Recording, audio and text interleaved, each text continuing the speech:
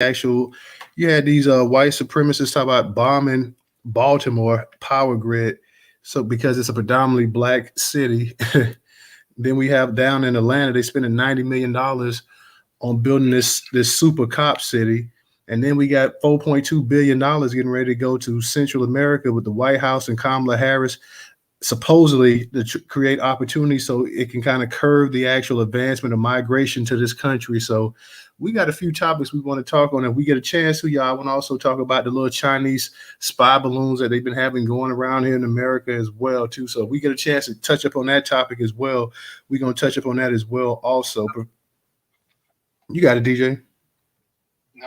Go ahead. Go ahead. Just old me messing around. Go ahead. I'm listening to you. No, you good. Like I said, we're just gonna touch up on that as well, too, Professor.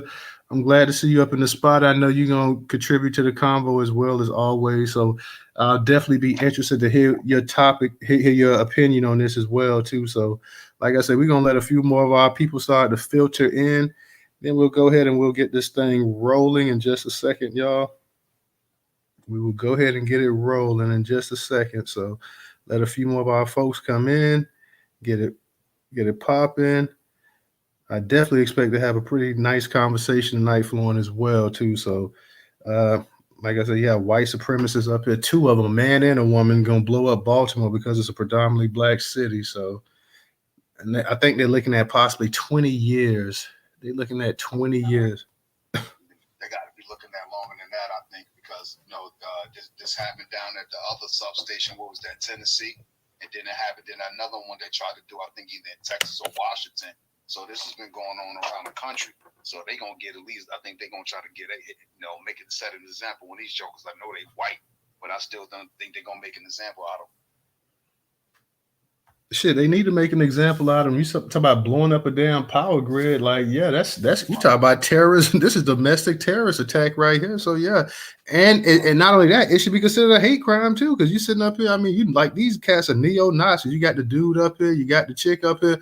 I think they from two completely different states as well too. So I was reading that article early today, so I got to go ahead and touch up on it. But I believe that the man and the woman, they're from two completely different states as well, too. And they done linked up to go ahead and try to kill people.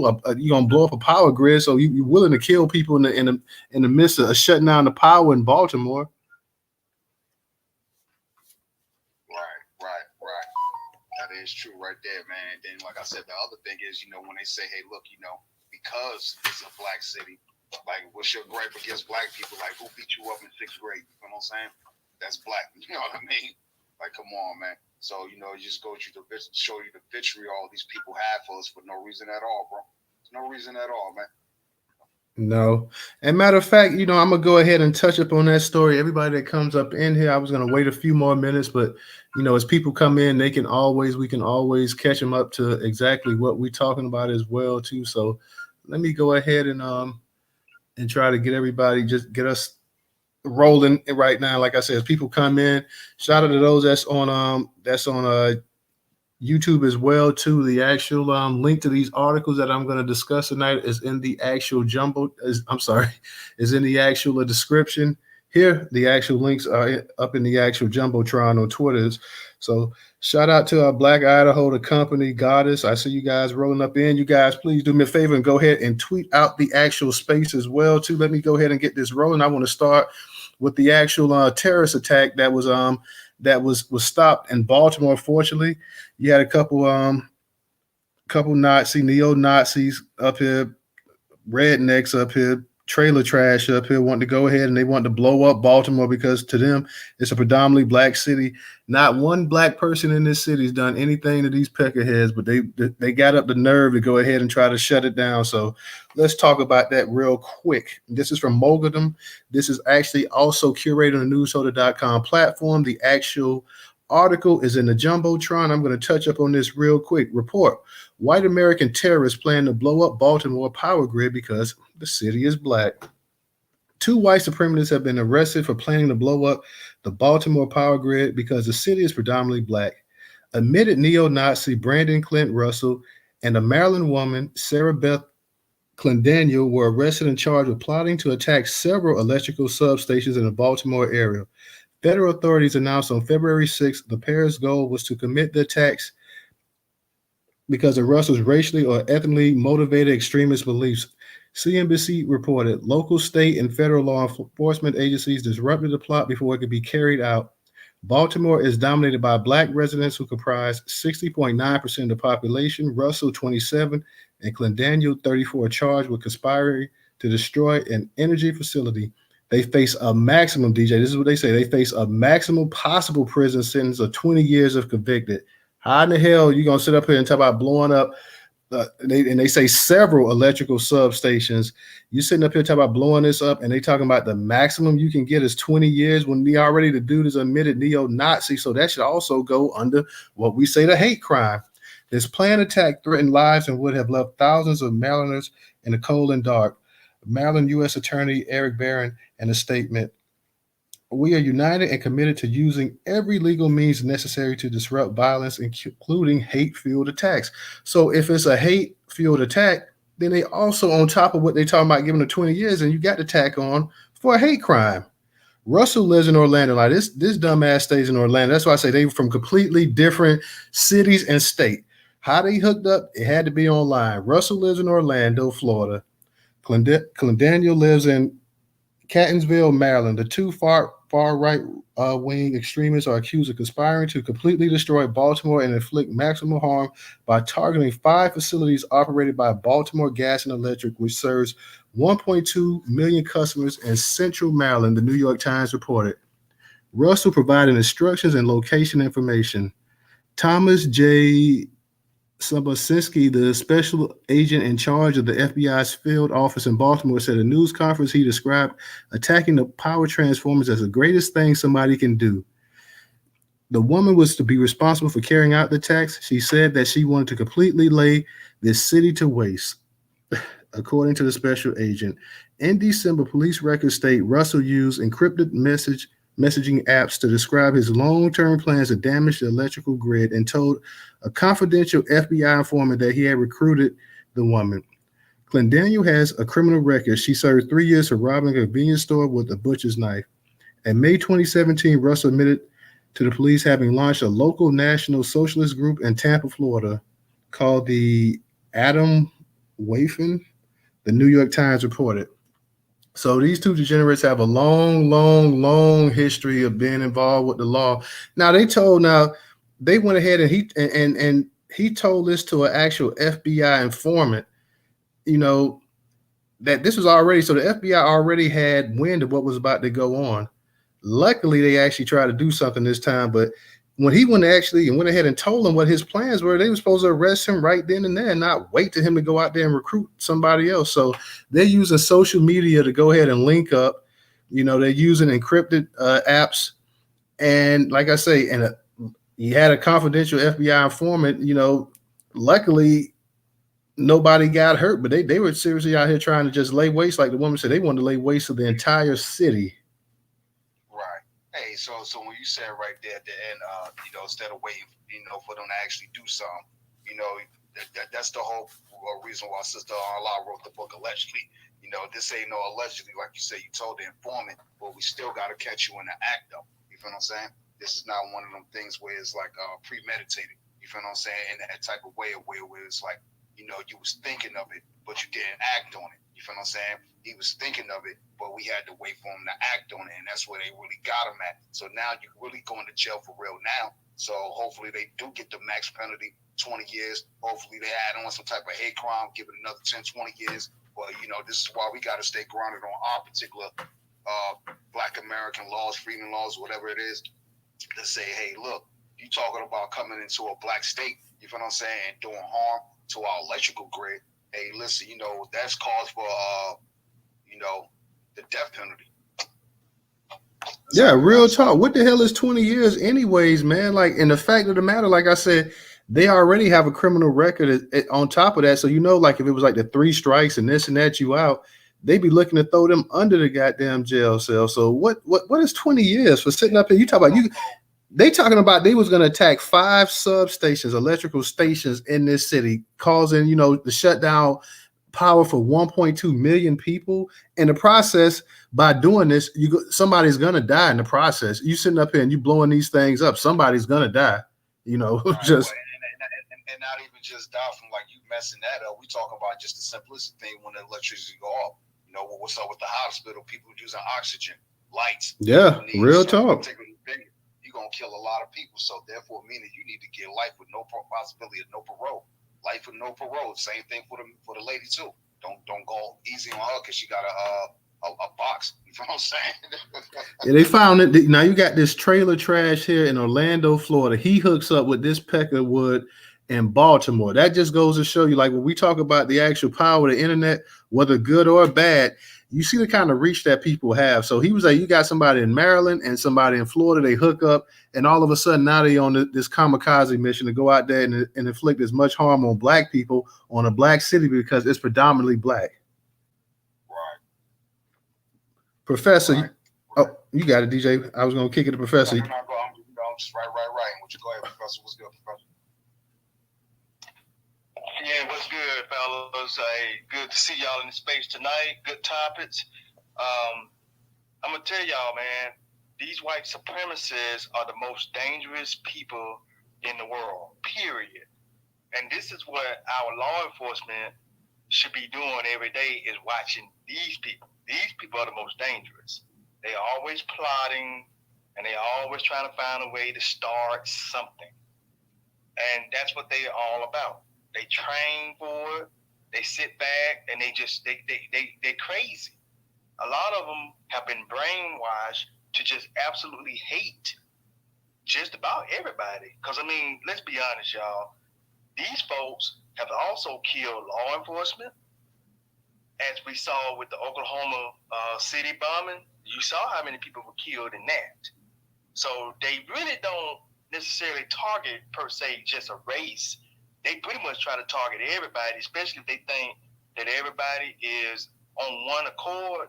They're going to target everybody. That includes white people, Jews, Mexicans, whoever. They would kill anybody. But they are targeting us, of course, because they consider us the biggest threat. So that's why we as Black Americans have to be on one accord, one code. We got to be protecting each other, man, because these folks are everywhere, too. If you notice, if you go out there and look at the numbers, y'all, these groups have grown in numbers significantly over the last, I'd say within the last 10 years, because I think they said it really started when President Obama took office, and that would have been, 2008? So from that period, these folks have been stocking up, they've been stockpiling, they've been growing their numbers because they all about trying to start this race war. They really all about it, folks. And they'll do anything to start it. So this is why I've been telling y'all in these spaces to get your 2A up, learn some self-defense classes, do cardio training. I'm big on cardio training, y'all, because that's what I do. I do a lot of cardio because you got to be ready to fight. That's what these motherfuckers are doing all the time. I have watched documentaries on them, and they do be out there training for this shit. Like a military, okay? Like a militia. That's right, Black America. They training. And I keep trying to tell y'all need to be trained. I'm going to land my plane right there. Real talk, Professor. DJ, you got it. Yeah, I just want to say, to repeat what you just said, because Judge Sarah said the same thing in the space last night. So we're not a threat to them, technically, because she do got a point. And the reason for that is because we're not threatening them. They fear us, yo, because they don't know when we're going to lose it and snap on their asses, yo. We have yet to retaliate against these people. No matter how many times they have came at us, Tulsa, Rosewood, Newark riots, LA riots, the move bombing of Philly, no matter how many times they came, we never have yet to raise a hand at them. That's why they take us as a threat, because they really fear us. They don't know when we're going to snap and just let them have it, yo. They're not ready for that. And that's what is constantly really on their mind. Why I say me as a black man, when I walk past a lot of these Mickey Fickies, I can see them looking at me from afar because they're scared, yo. You know what I'm saying? They think we're going to just automatically rob, kill, watch too much Fox News. You know what I'm saying? But for those that know, You know what I mean? They also understand that, their ancestors have done a lot to our ancestors and have, certain demographics of their culture have done shit to our culture. So they're just waiting for the day for us to just fucking lose it because you keep seeing their male locks and Tyree Nicholas and Ahmaud Arbery's. The shit keep happening, bro. So this is the reason why they train, Professor. So when the shit do hit the fan, they can be just as ready, even though they know some of these motherfuckers ain't really gonna bust a grape in a fruit fight or even want to harm a black person. They just understand that because of everything that's been done to us, it's gonna be a no holds barred. Anybody could get it. You know what I'm saying? So that's another reason why they be training. But you right 100%. Cardio, eat right. Matter of fact, I'm hitting the smoothie right now. Let me mute my mic. Real quick, y'all, I want to touch up on this also about the White House and Kamala Harris sending 4.2 billion to the private sector investment in Central America. So I want to touch up on that, and I also want to touch up. I don't know if any of you guys heard about the actual cop city that they're building down there in Atlanta. You have a lot of the Morehouse students and faculty that's up in arms about it. They're spending $90 million making a militarized police city. So I'm going to touch up on both of those articles real quick just to get it rolling in the room. For those coming in the room, glad to see you guys tonight. Go ahead and please tweet out the space. Please go ahead and tweet out the space. All you got to do is go to the little icon and hit tweet. Just tweet it out, and your followers and people will see it on Twitter. This was from Black Enterprise, curator on Newstoter.com. It's up in the Jumbotron as well, too. It says U.S. Vice President Harris highlights 4.2 billion private sector investment in Central America. Private companies have committed to invest 4.2 billion in Northern Central America as part of an effort by U.S. Vice President Kamala Harris to reduce migration by targeting economic development, the White House said on Monday. The latest figures are up from 3.2 billion announced in June 2022. Stem from pledges by 47 companies and organizations, including the retailer Target and the Columbia Sportswear Company. Among the new announcements on Monday, Target committed to increase its spending in El Salvador, Guatemala, and Honduras by $300 million this year, while Columbia said it would purchase $200 million in products in the region, creating more than 6,900 jobs over 5 years. U.S. President Joe Biden, who delivers the annual State of the Union address on Tuesday, named Harris in March 2021 to lead efforts to reduce migration at the U.S.-Mexico border as crossings began to spike at the beginning of his administration, eventually reaching record highs. Harris has focused her efforts on addressing the factors that led migrants to leave three countries known as the Northern Triangle, including a lack of economic opportunity. In her remarks on Monday, Harris said migrants come to the United States to flee harm or because they cannot meet basic economic needs. People generally do not want to leave home, she said.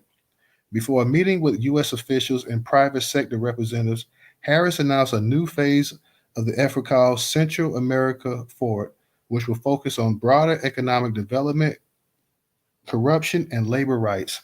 Corruption and governance concerns in the three nations have limited the effectiveness of the Harris push, leading to the cancellation or suspension of projects likely worth millions of dollars.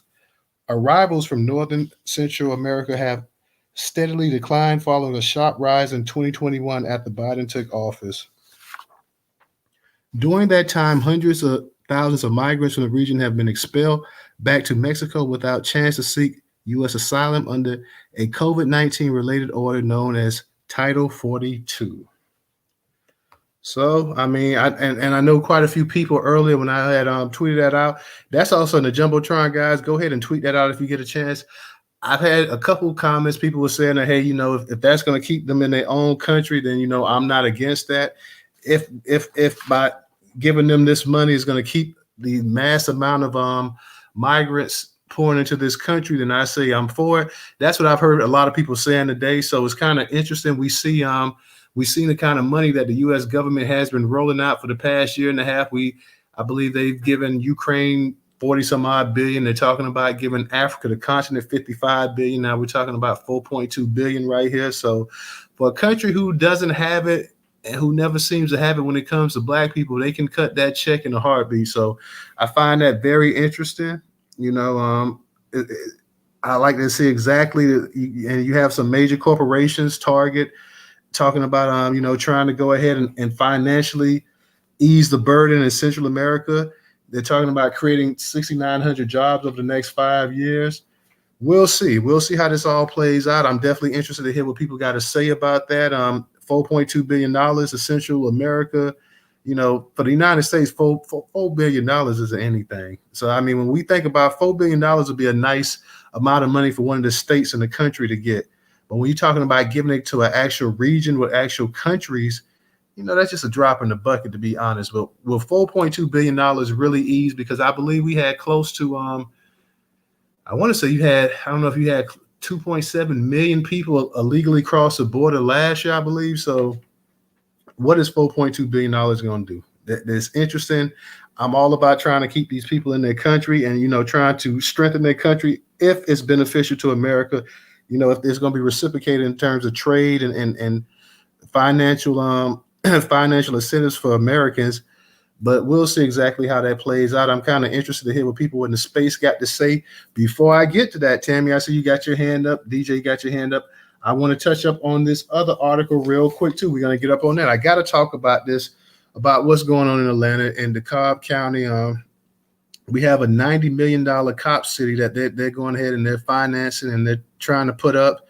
You have quite a few students and alumni and faculty members at Morehouse College that have been vocal about about opposition to this. So let me touch up on this real quick, y'all. Guys, come up in the space. Go ahead and tweet the space out. We're talking about 3 topics tonight, and we may also cover a 4th. I couldn't get, how it is with these Twitter spaces. You can't get it all up in the title. So I wanted to briefly touch up as well on the actual situation that's going on with the U.S. and China with this whole spy balloon thing as well, too. But let me go ahead and touch up on this thing about Morehouse. This is from Moguldom. It was curated on Newstoter.com platform. I have to actually put that article up in the Jumbotron, but I will put it up there tonight so you guys can go ahead and read it if you like to. Morehouse students and faculty step in the paint against $90 million cop city. DeKalb County in Atlanta has approved the stalled land development permit for the controversial public safety training complex for police. The Atlanta Public Safety Training Center, which has been dubbed Cop City, on January 31st, an agreement between Atlanta Mayor Andrew Dickens and DeKalb County CEO Michael Thurman was announced about the project's parameters and details. The agreement sparked a new round of protests about the project. Some are protesting the environmental effects of the forest South DeKalb County land, while others are concerned about the militarization of police and police brutality. Add to the protesters AUC. AUC stands for the Atlanta University Center Consortium. It is the oldest and largest continuous consortium of African American higher education institutions in the U.S. The center consists of 4 historically Black colleges, HBCUs, in the Southwest Atlanta: Clark Atlanta University, Spelman College, Morehouse College, and Morehouse School of Medicine. The Twitter account, The Maroon Tiger, posted video footage of AUC students protesting Cop City. Among the AUC protesters were Morehouse College students. Cop City will span 85 acres. 85 acres. That's a lot of property. 85 acres and cost $90 million for the complex to be located on city-owned forest land that sits near a predominantly Black community. Never fails when it's time to put this stuff in a neighborhood that we can always find a Black neighborhood to go ahead and stick this shit in. The complex will reportedly contain training facilities for urban warfare tactics and explosive testing sites, firing range, a Black Hawk helicopter landing pad, and more, the Grill reported.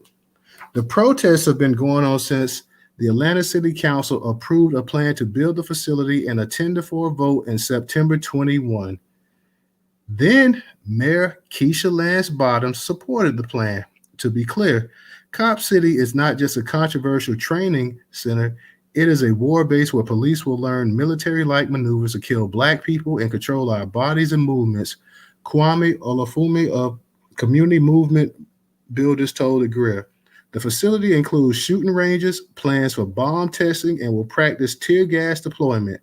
They are practicing how to make sure poor and working class people stay in line. So you got a place that's almost going to be 100 acres what is basically going to be training in a training right next to the black community. What maneuvers and military style things that you would only see over with the United States Army. And people are supposed to be cool about this and just sit up here. And then you've had, and let's be for real, the mayor of Atlanta, Andrew Dickens is black. Keisha Lance Bottoms is black. Neither one of them had a problem approving this right here. So this goes when we talk about black leadership in high places, black faces, it never fails to show you. So you had two mayors. Keisha Lance Bottom was okay with it, and the new mayor is okay with it as well too. So between the actual Kamala Harris dishing out 4.2 billion, and now we're gonna spend $90 million to develop a cop city. You can see why folks are mad down there in Atlanta. And thank goodness for the young Morehouse students that's sitting up there protesting. They need to get the rest of the ACU custodian members as well too. You got Morehouse protesting. You need Clark to make some noise. You need Spelman to make some noise as well too, and join the fight against that because that is not a good thing. All righty, Tammy. I know you had your hand up. How you doing tonight? I'm doing very well. Thank you for asking. Can you hear me okay? Yeah, you're a little low, but I can hear you fine. My phone is charged. Okay, so let me just say this.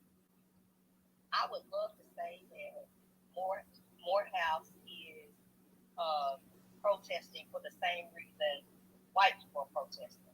You are right.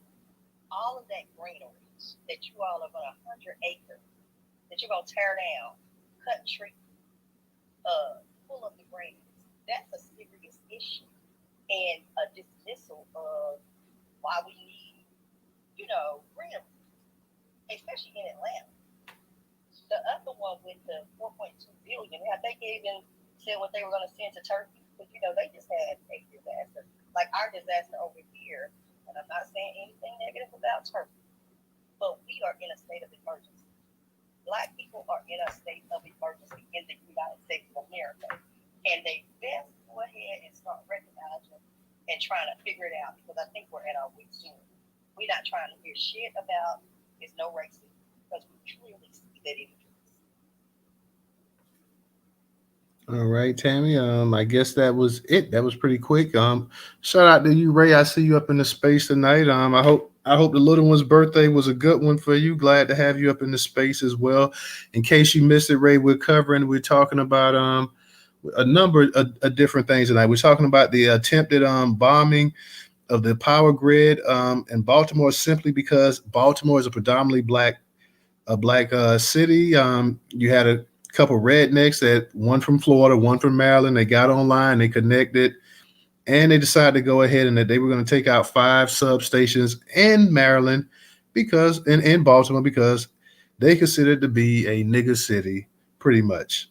Then we have, I know you just heard the actual thing going on down there in Atlanta, Cop City. Going to spend $90 million, take 85 acres, and start to basically have a military rise police station, police city right next to where the black community is. They wouldn't put this next to the white community, so they said, let us go ahead and put it next to the black community as always. And then also we have Kamala Harris in the White House. They're trying to, in their estimation, they're trying to curb the migration of a lot of immigrants by putting $4.2 billion, sending that to Central America, trying to hyphen the job growth and job creation. So we'll see exactly how that goes. Like I say, I've heard some people that's kind of split on that. Some people think that that's a good idea for the simple fact that, hey, yeah, we're giving money, but we're already bludgeoning money when all the immigrants come over here anyway and suck dry a lot of the actual resources from the country. So let's go ahead and take some of that money and see if we can help them build up their own homeland and stay there. So I heard that, and I heard other people say, well, hey, no, we don't need to go ahead and give them any more money. They need to go ahead and take care of their own issues. So pretty good topics I feel like we have tonight, and we're going to try to touch up on a number of those things as well. Black nationalists, how you doing tonight? Go ahead and unmute your mic. Hey, what's up? It's been a while. Y'all been busy though, but yeah, I want to speak on that incident in Baltimore City and incident. Yeah, Like they want to spend billions of dollars on surveillance watch the black community, but they can't stop all them power grid attacks that's happening all across. What shit is going on? It kind of bites them in the foot. What comes around goes around. They spend all that billions of dollars to watch the black community, but they can't stop a simple Chinese man. To tell you the truth, that's an act of war. Tell you the truth. But America, though, they basically scared of the Chinese. So they ain't gonna do what the Chinese like that. The Chinese could cut they imports off too, and America be in serious trouble though. So they ain't gonna pick with the Chinese like that. Yeah, you're right about that because our economy is tied to China so close, and that's also what I told everybody that wasn't in here. That I also want to touch up on that topic as well tonight. So I'm glad you brought that up as well too. But and one more thing I say too is that y'all gotta be careful. In the East Coast, DMV, you got a lot of certain African countries though too. Because while I've been traveling, a lot of people in certain African countries say they don't allow certain African countries that are known for selling out, like the Nigerians, the Ghanaians, the Ethiopians, Somalians. We lost you for a second, like that. After the Ethiopians, we couldn't hear what you said. What was that now? You know, I talk about the main Africans that come out here that are known for selling out their own people back in their own countries are the Ethiopians, the Somalians, the Nigerians, the Ghanaians, and some of the Kenyans and the Cameroonians. They are known for mass numbers. That's why That's why they bring them to America. But y'all understand too is that you go to a lot of these East Coast DMV areas in Florida, you got a lot of them Caribbean and African coons and sambos out there that get certain positions out there that undermine our people too as well. Even out there in Atlanta, you got a big immigrant population out there in Atlanta too. Oh yeah, and that's why people not aware. Yeah, and I agree with you saying on here, but let's also remember here too. Now, these are two good old inbred rednecks from the good old USA that was going to go ahead and commit this mass genocide on Baltimore because in their mindset, Baltimore ain't nothing but a bunch of lazy niggas there, and we might as well go ahead and do something. So, and I get what you're saying about the hate that you have from the diaspora and stuff like that, but let's not forget that still our biggest threats are over in this country. Both of these people are neo-Nazis, skinhead, white supremacists, sympathizers that wanted to go ahead and wanted to attack a city simply because it's predominantly black. And they mindset, they got something, they something went in their mind and they say, well, hey, these black people in Baltimore don't deserve to have any kind of quality of life. Let's go in there and let's jack it up. You got a woman sitting up here talking about she wanted to lay waste to people. How often do you hear a woman sitting up here talking about laying waste to people? You know, she have nothing else better to do, and she's sitting up here talking about she's going to lay waste to people that ain't never did anything to her, people that haven't even never met her before, but she's going to sit up here with some redneck trailer trash from Orlando down here in Florida, get with him, sit online, exchange messages and this and that or whatever. I'm sure it was a bunch of victimhood about how black people have done this to them and black people have done that, and they get together and now they're going to sit up here and they're going to try to destroy a black area. Go. Yeah, Florida is it's a state full with white supremacists out there. Bro, you don't have to tell me. I live here in Florida, born and raised. So you mean Florida's a big state, and Florida has them all from North Florida to South Florida to Central Florida. So trust me, Florida is, part of the old deep South. People think Florida because it's right next to the Caribbean. You got a bunch of different immigrant populations here, and a lot of Northerners that came from up north, from New York and some of these northern states, and came to Florida, especially South Florida in particular. They think that Florida is such a progressive state, but that could be the furthest thing from the truth right there. Don't let South Beach fool you. No, they all stay on Key West. Most of them, what's the island called?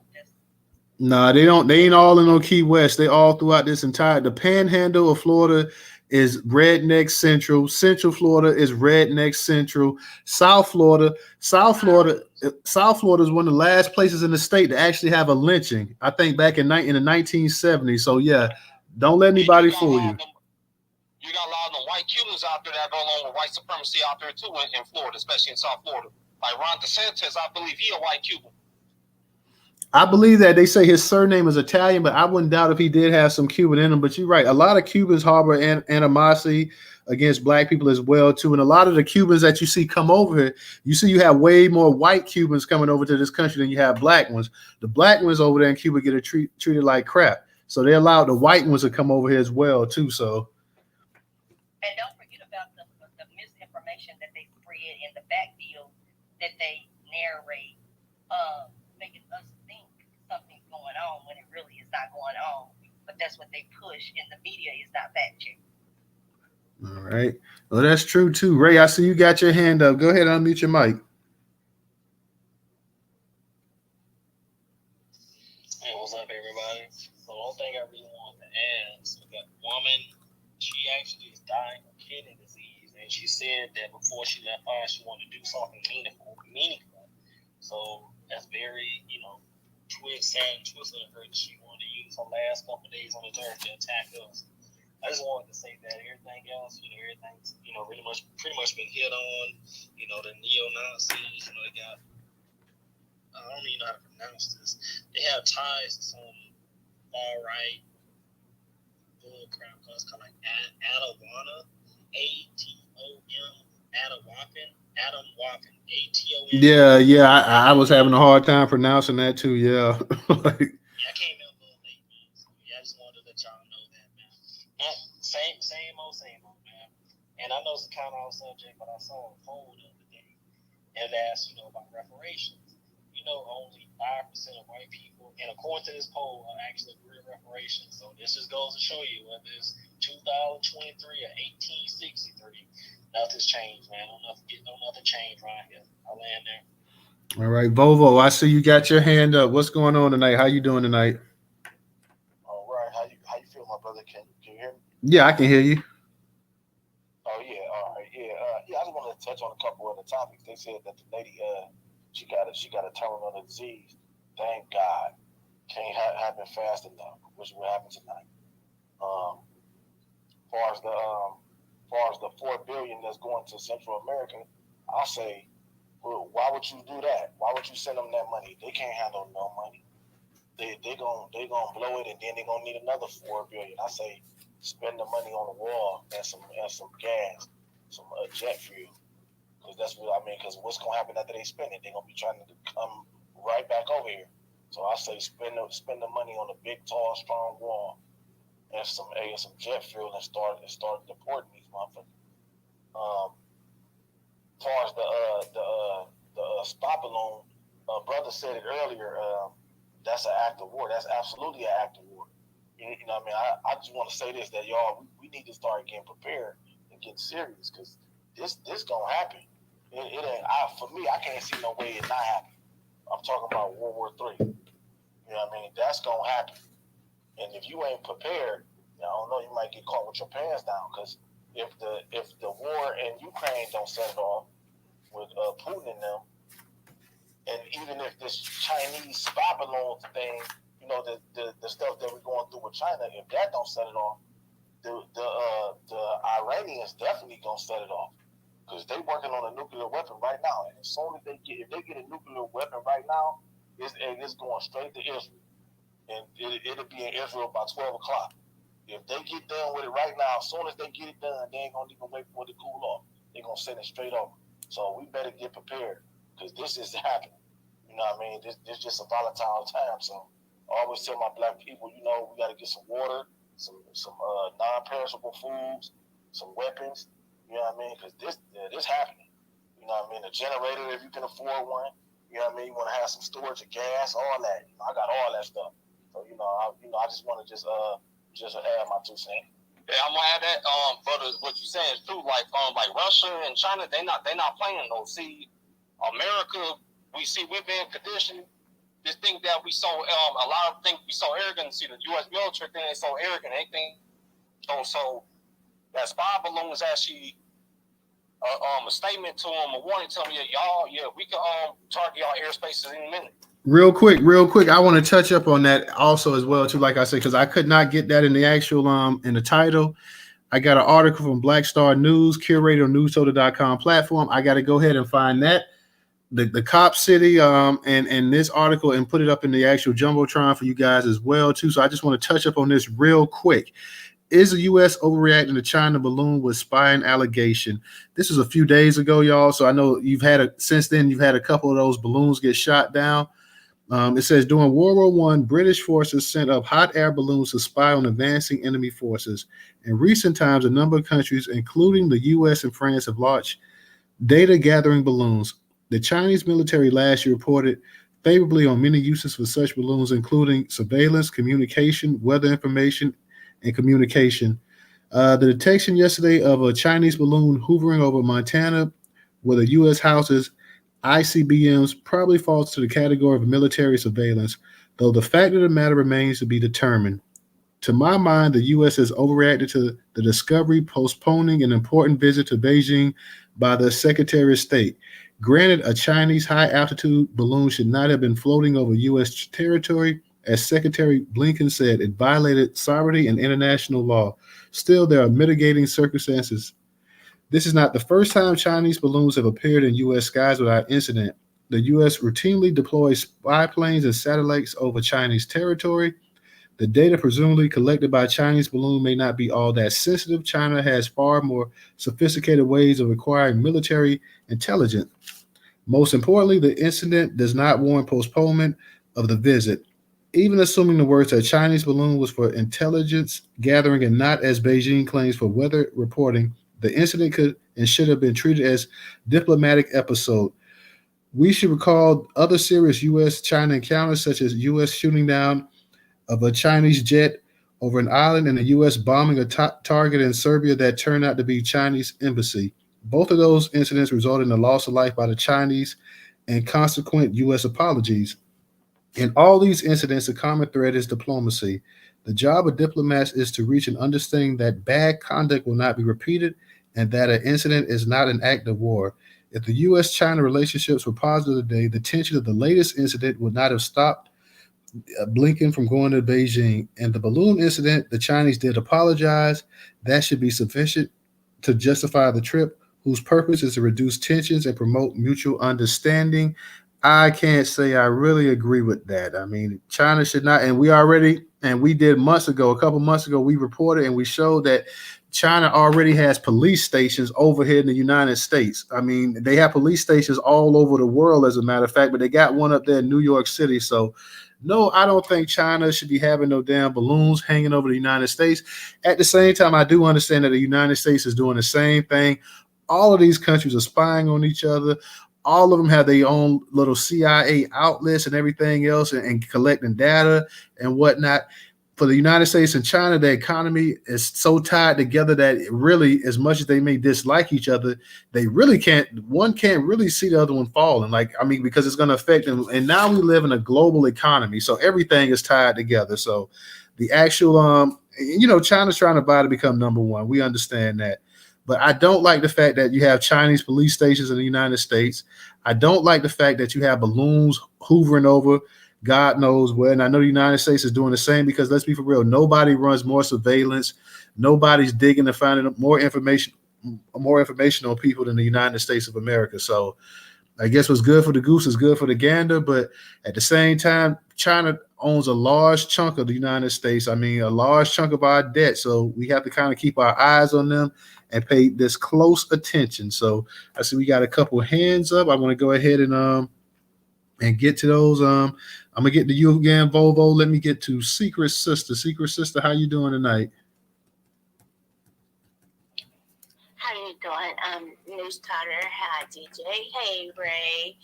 Hey, Ray. The other Ray. I was just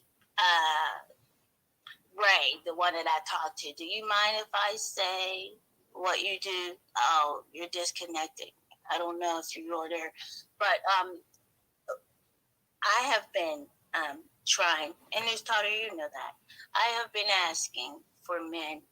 Can I interrupt this for a minute? Volvo, if you don't color that hand, if you don't color that little hand,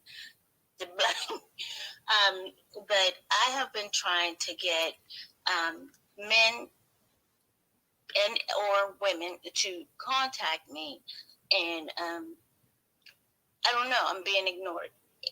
If you contact me, you will see what I am doing and what I'm doing in the backgrounds, and you guys will not have to waste your breath on a lot of the topics that we are talking about, and it can move forward a lot faster. But I can't move it forward with the amount of people. Professor knows what I'm talking about. With the amount of people that I have, and I need men and women to contact me, and I would gladly appreciate it. Newstoter, I've been asking for you, Majority, Ray, and well, I talks to DJ, but for some reason I can't never get into it because he's just a comedian. I don't know what we go to everything, but as far as your topic, what Ray, not Ray Smith, but the other Ray, what Ray was saying is absolutely 100% correct. And this is coming from me being a spook by the door of my old job at the government. But one thing I can tell you guys, they are killing us. We have our own fight. This war right here, this is theirs. We got to fight for trillions to come to our family. That's first and foremost. And so if I'm looking at, this is probably a good thing. If the Chinese is hitting them, coming towards them, and then you have all descendants of slaves coming towards them, somebody is going to win. Now, we can either help you while you're on our land and fight the Chinese, or we can let the Chinese fuck you up and take it over ourselves. But my thing is something has got to happen. Like, I mean, we do a lot of talk, and I have been at Congress. I have been a few places, and me by myself, I can't be heard by myself. I need my warriors, and because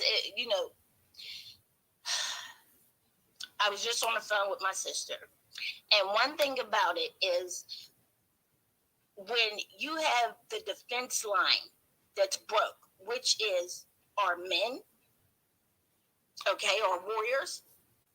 That's why we are being like the laughing stock, because we're not having men that are standing up and saying, I ain't taking this shit no more.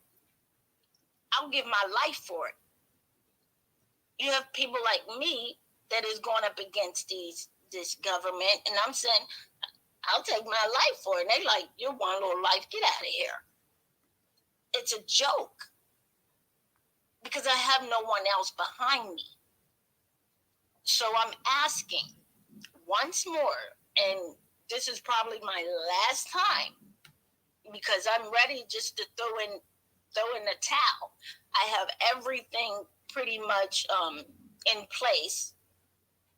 And Professor, if you would come on and just not say it, but maybe the men could hear that what I am doing is not anything but good for our people.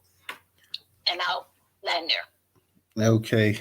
Thank you, sister. Like I said, I'm sure because I've been pretty busy, whatever, but I would try to go ahead and get in touch with you outside of Twitter. So, just keep doing what you're doing, sister, and just try to stay positive. That's the only thing that I can say right now. You can't worry about trying to get every single solitary black man to actually join forces with you and do something as well too. So just to let you know that sometimes you're just gonna have to get maybe have to ride with a couple people or a few people to go ahead and do your thing, but you can't sit here and think that every single solitary black person is going to be down, because unfortunately that's just not the way things are. Volvo, go ahead and unmute your mic.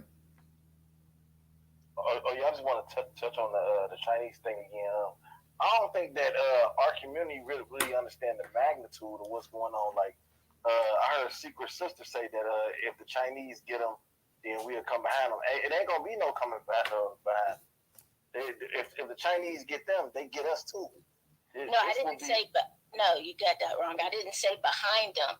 I said if the Chinese, it's almost like put them in the middle. If the Chinese is attacking from one way and we're attacking from another way, almost like we kind of being allies with the Chinese, then they will eventually cower down and say, I gotta pick a side. Well, we ain't going nowhere. Well, let me say this. So I didn't mean to trigger you. I was just saying like that. It ain't no like if they in the middle. We mixed in with them. This gonna be a nuclear war. It ain't gonna be like a war like where like they walking around picking out white people, or it ain't gonna be no Chinese soldiers walking around the streets of America telling you to go in the house, or it ain't gonna be no American soldiers telling them to go out. They're gonna be firing nuclear weapons. These bombs kill millions. I'm gonna tell you the honest truth. Me working in the government, that's just something to put. It's a fear mongle. They're not going to. Nobody dropping nukes. I apologize. Nobody. No. Let me say this. Let me say this real quick. Nobody. We hope that nobody drop nukes, but I have to agree with Volvo. Like, you're not gonna have. The United States is not going to get in the actual field with China, with the largest standing army in the world, and sit up there and go toe to toe with them. And China's not going to do the same with the United States. Like you said, it'll be push button warfare. Like, they'll be launching stuff from over there in Beijing, and we'll be launching stuff from over here in DC. Like, they're not going to go ahead, because you just have a carnage. You're not, because you'll be having millions of people just getting turned in left and right, soldiers just leading them to their death. If you talk about sitting up there, because China's not gonna ever come here and invade the United States of America. That just ain't finna happen. And the United States isn't gonna go over to China and invade them either, because then you got World War III happening, and everybody loses. Everybody in this space, everybody most of the people in this world would all lose. Nobody wants to see that. And not only that, too, like I'm saying, China and the United States economy, they're the two biggest trade partners they have with each other. Their economies are so tied in. China wants to top the United States, but China needs the United States as well, too. So China doesn't want to go ahead and just totally eliminate the United States like that, because a big part of their economy is based on the United States. The United States is one of the biggest buyers of Chinese goods in the world, if not the biggest buyer. So with this global economy, this isn't what it was 50, 60 years ago. Everybody's economy is tied to one another. So they're up here and they're doing surveillance on each other, and they're trying to get an edge on each other and stuff like that. But the United States, it's a reason they spend trillions of dollars on defense spending each year. And that's because they want to go ahead and they want to even if they're outnumbered, they want to be the most outgunned army in the world. So they want to outgun everybody that they can. So I just don't think I don't think at this point in time, y'all, you never know. I would see Russia as a possible more of a threat than China in terms of starting something nuclear. But I just don't see China at this point, who's poised one day to become the biggest economy in the world, to go ahead and just ruin everything by saying, hey, let's declare war with the United States of America, even though, like I said, they're the biggest buyers of our goods. Real quick, Volvo, go ahead. I didn't mean to interrupt you. Go ahead and finish your point, and I'm gonna go ahead and go to Black Native, and I get back to you, Secret Sister. Oh yeah, that's okay. Yeah, but yeah, that's what I was saying. Like, and we also got the Russia thing in play. Also, North Korea, they got nuclear bombs. America is setting up in the Pacific right now. Like this stuff that we don't, like, a lot of our people, we don't understand that. It ain't no winners in it. So like either China ain't about to stop doing what they doing. Either America gonna have to take number two and get out of China way. China got everybody in debt. They gonna let America just keep pushing them around. Nancy Pelosi just went over there after they told her not to. Like that balloon was flying strategically over the nuclear weapons. They know where the nuclear weapons at. So like, and then Russia also said when Russia took those territories in Ukraine, they said that they will use nuclear weapons to defend those territories they took. They said that America set the precedent when they used nuclear weapons in Japan in World War II. So they prepared to use them because they know America will use them. So I'm gonna close with this. Those bombs they dropped in World War II, those wasn't the only nuclear bombs used against human beings on this planet. Also, if you Google this, Bikini Island, America tested nuclear bombs, just like they ain't at war with these people or nothing. They just wanted to see what the bomb would do.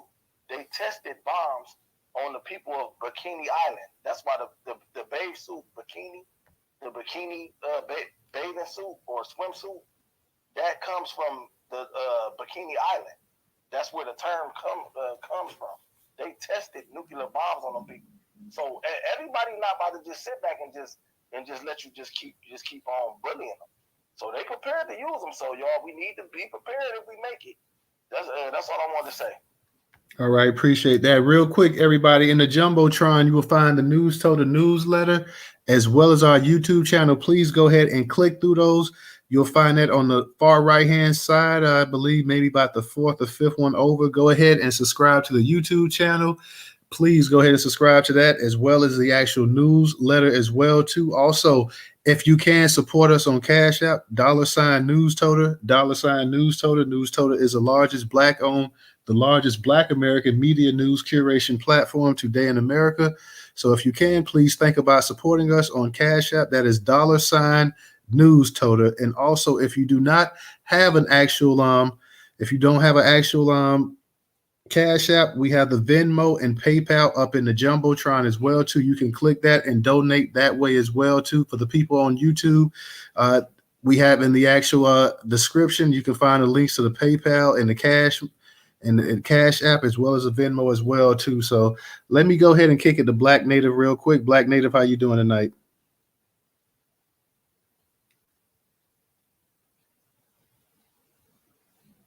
Hey, good evening, Newstoter, Ray, and DJ, and peace to the room. I got a new phone, so hopefully I sound better. Oh, that's good. I'm glad you got a new one. Hopefully you won't hear echoes. But let me speak about this these two races, male and females, who plotted to bomb the electrical grids in Baltimore. They did it here in North Carolina about maybe 2 or 3 months ago. I forgot what part of North Carolina. I don't know if it was a predominantly black city, but they did that here. They bombed they shot up the electrical grids, and 45,000 people were without power for maybe about a week or so. So I don't believe that it's just two people. I believe it's a network of people that have come together and conspired to try to, take out the grids in poor communities, like these two dumbasses said, to cripple Baltimore, hopefully decimate Baltimore so they won't have power. This is my thing. Did you see what happened in Turkey over there? They had an earthquake today, I believe it was either yesterday, where like thousands and thousands of people have been killed. They need to worry about what's going on in their home countries, because a lot of things is going on in Europe and they're not even talking about it. The measles outbreak is happening. It's like 50,000 people are catching the measles right now.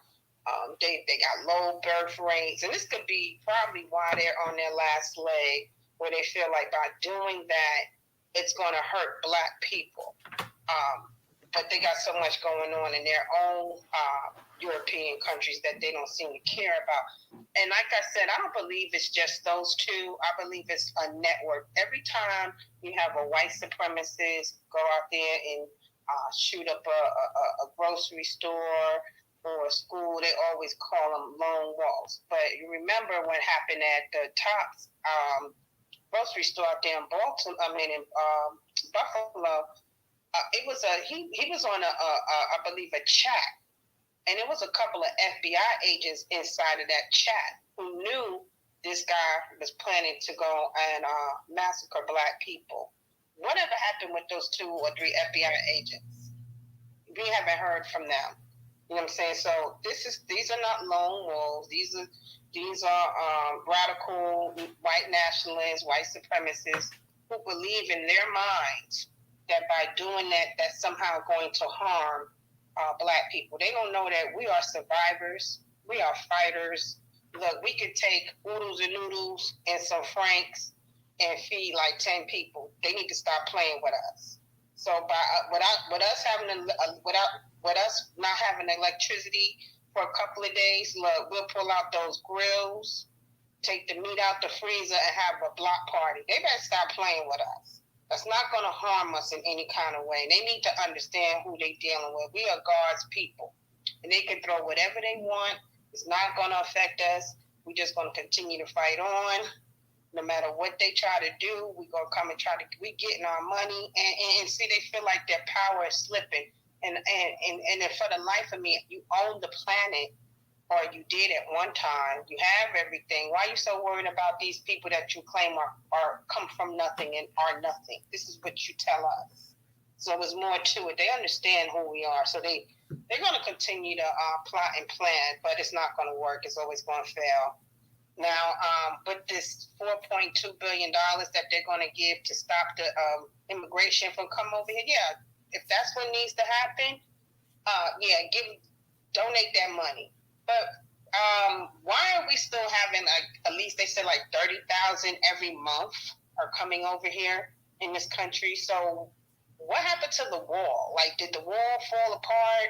What happened to Border Patrol? Are they not on their jobs? You know, I don't understand that. So if this is what it takes, I'm gonna say yeah, but also I'm like, they could take that money and donate it to some black issues here in this country. But if that's what they're claiming they're using the money for, and they feel that might help with the mass immigration that's happening over in this country, I'm all for it. You know what I'm saying? I'm all for it. But that doesn't negate the fact that they still owe us our money, and we're not gonna take our foot off their necks, and we're not gonna take our foot off their necks. We're not gonna take our feet off the pedal, and we're gonna keep pushing to get our reparations. So you can do whatever you want. You can get $4 billion, $8 billion. We know you got in that Federal Reserves close to $475 trillion that you sitting on. So you do what you need to do, but we still want ours as well. So that's how I feel about that. And thank you for allowing me to speak. Hopefully I sound better than I did on my trash phone, because I upgraded. DJ, you can't say a damn thing no more. You can keep your mouth shut. Oh, you definitely sound better on the phone. Definitely clearer, no echo when somebody talks. But let me ask you this real quick, Black Navy, because I'm not sure if you were in the actual space when I covered the actual topic about the cop city that they're building down there in Atlanta for $90 million with 85 acres of land, and it's basically militarized, and they're doing all kind of bomb testing and everything else. And you got the actual students at Morehouse and some of the faculty members that's protesting. Of course, it was Keisha Lance Bottoms when she was the mayor back in 2021. She gave her blessings for it, and the new mayor Dickens, he seems as well. He's also aboard with it as well too. But they're sticking it in a black neighborhood, black community as always, and it's just. Just to highlight what it is, it's a $90 million. Say cop city will span 85 acres, cost $90 million for the complex to be located on a city-owned forest land that sits near a predominantly black community. This complex will contain training facilities for urban warfare tactics, explosive testing sites, firing range, a Black Hawk helicopter landing pad, and more. Also, it's going to also have let me see what else. Find this real quick. The faculty includes shooting ranges, plans for bomb testing, and will practice tear gas deployment. All of this in the black neighborhood coming to you. So I just want to get you. not at all. And we should be, well, like, they're still going to do it anyway, but Keisha Lance Bottoms, she should be ashamed of herself to even sign off on that, knowing that it's going to be for the detriment of the Black community in Atlanta, which is a thriving community. That's like one of the only major cities in this country that's pretty much controlled by Black people. You know, they already got the CDC there, and somehow they got the highest HIV rates. Wonder why that's happening. Who knows? But it could be planted there too. Since the CDC is there, so I don't put nothing past the government. I don't approve of that, because guess what they're gonna do? You saw those robots, the dog robots that they have now. I saw them. Yeah, we did a space on that too about a month or two ago. Yeah. They were in Atlanta, and people were sitting there laughing and joking, like, "Oh, how cute! No, nigga, no, those dogs are for you." So this is exactly what they plan. And the Black people in Atlanta, especially the ones who have money and wealth, they need to T.I. He's always coming out there boycotting. What's the name of that restaurant that seems to always do some racist shit every other 6 months? He needs to come out there. Killer Mike needs to come out there. Stacey Abrams, I know she might be mad that she didn't win, but this is more important than it's not just about her. All of these prominent, rich Black people need to come out there and put their voices and let their voices be heard, as well as the people in the community. They shouldn't allow this. This is not good for us. They only put it in the Black communities. And whenever you see them setting up shop in the Black community, it's never beneficial for Black people. So I don't think that should happen. And just to be fair, the actual Atlanta City Council actually approved the vote 10-4, but Keisha Lance Bottoms, she also supported it as well too. So just to be fair, that it was actually the Atlanta City Council. I wonder what was the makeup of Black people on that city council. They approved the 10-4, but Keisha Lance Bottoms, she also supported the plan. Just to be fair about it as well too. So, but thank you, Black Native. Let's go ahead back to Secret Sister. Secret Sister, go ahead and unmute your mic. And anybody else that hadn't spoke tonight that wants to speak, just go ahead and request a microphone, and we will go ahead and we'll allow you to come up here. We have some really good discussions. Everybody try to stay on point as much as possible. Let's focus on the main topics, which is the actual bomb threat that took place by 2 white supremacists trying to knock off the power grid in Baltimore.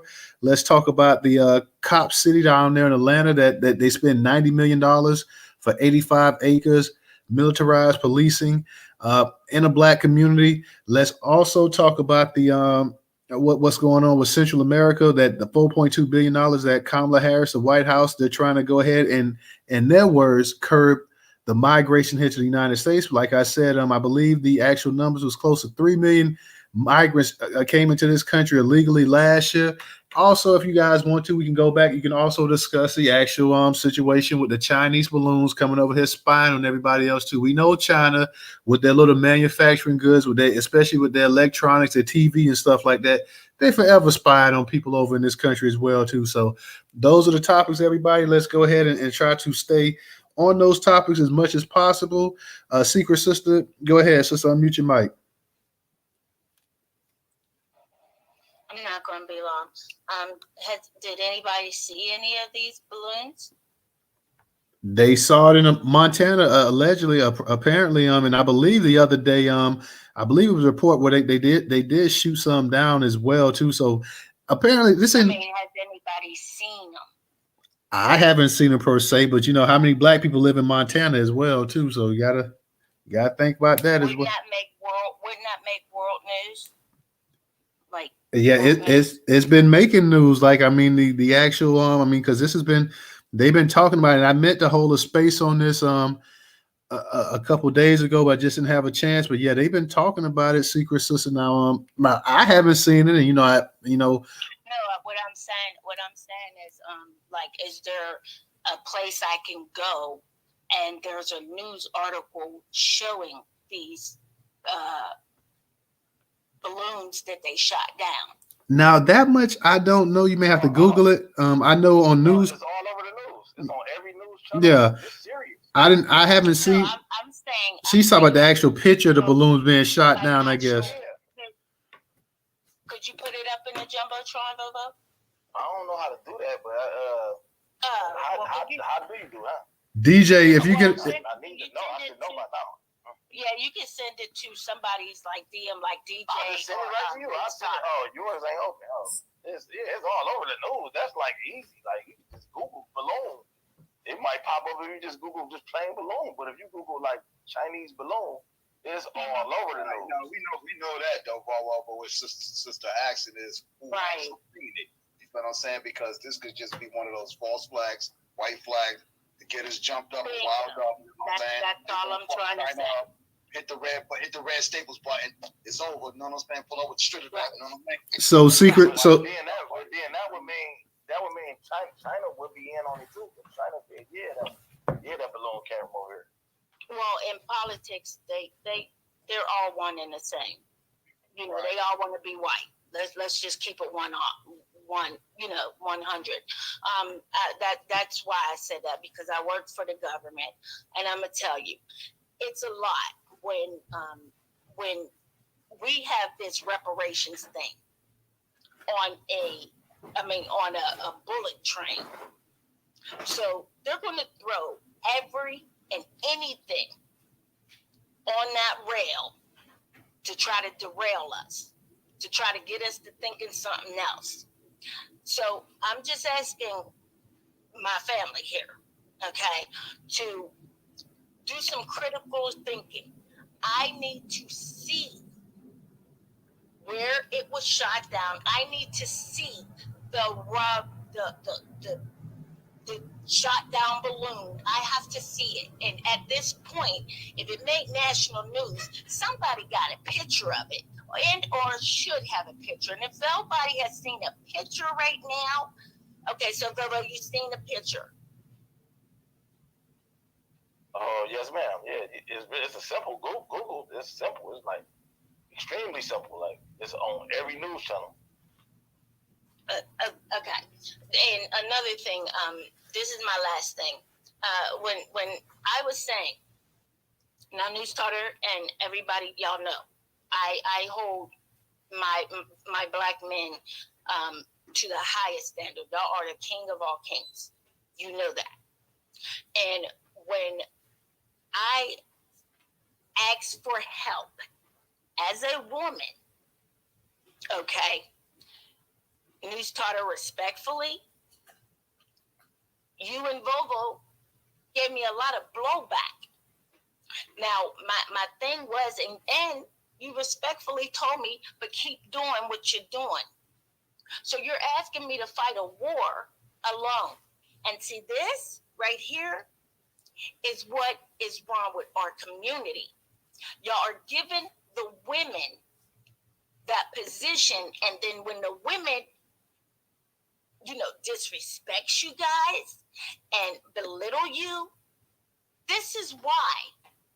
Because one thing I have to tell you, in a community, in a race, the men is how they treat the people.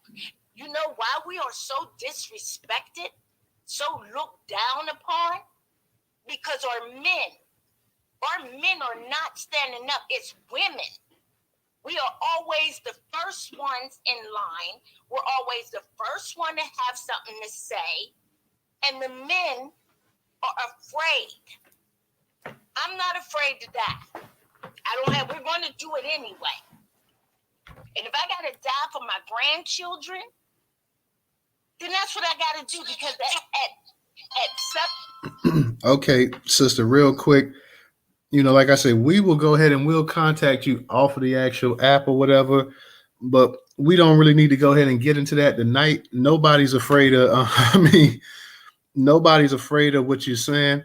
So I'm just respectfully disagreeing with you on that. I see you disconnecting and you're upset, but there's a time and place, and we can go ahead and we can talk about that at another time. Professor, go ahead and unmute your mic. Yeah, I just want to address her too, just for a minute, Total, only because she brought my name up earlier, and I really don't know what Secret Sister be talking about. Respectfully, I don't. Um, much love to her, but she can't expect people to join into something that, you know, because she feels like we just should join into something.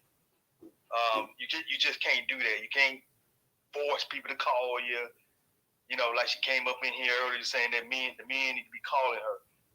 I'm sorry, no, we don't need to be calling you.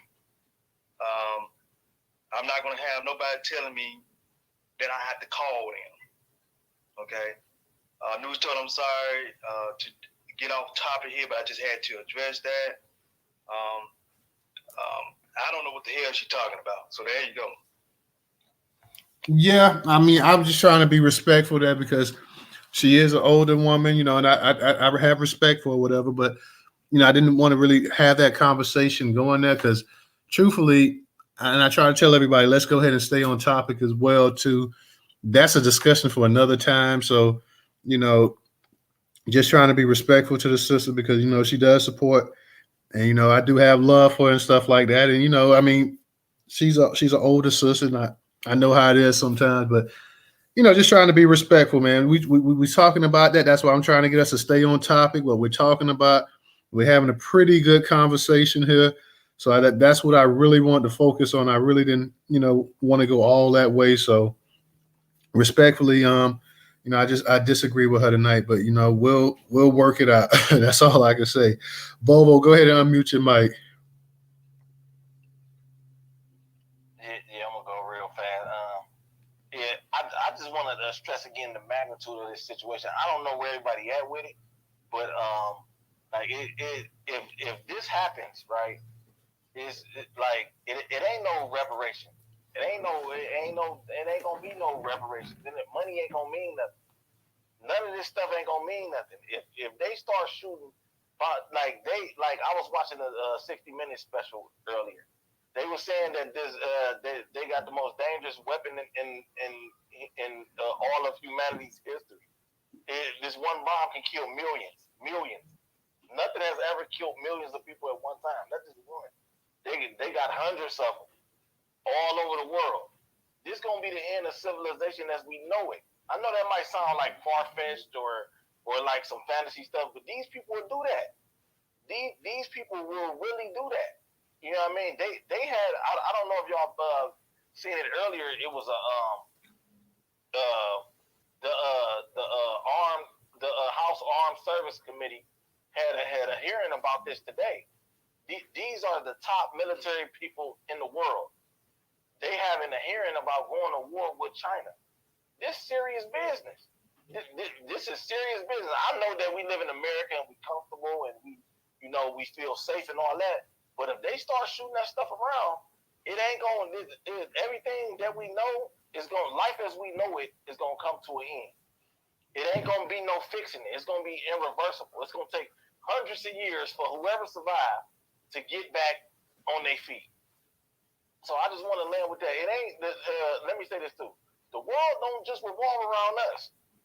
Like the world is a big place. There's a lot of people all over the world with a lot of stuff going on that's in a lot of trouble. So we got to start paying attention more to the world. So I hope my people can hear me. You know, this shit bigger than just reparations and white supremacy and us being mistreated in America. There's stuff going on all over the world, and this is a volatile time. Appreciate you letting me speak, brother. Oh, no problem, no problem. As always, Volvo, I appreciate having you up in here.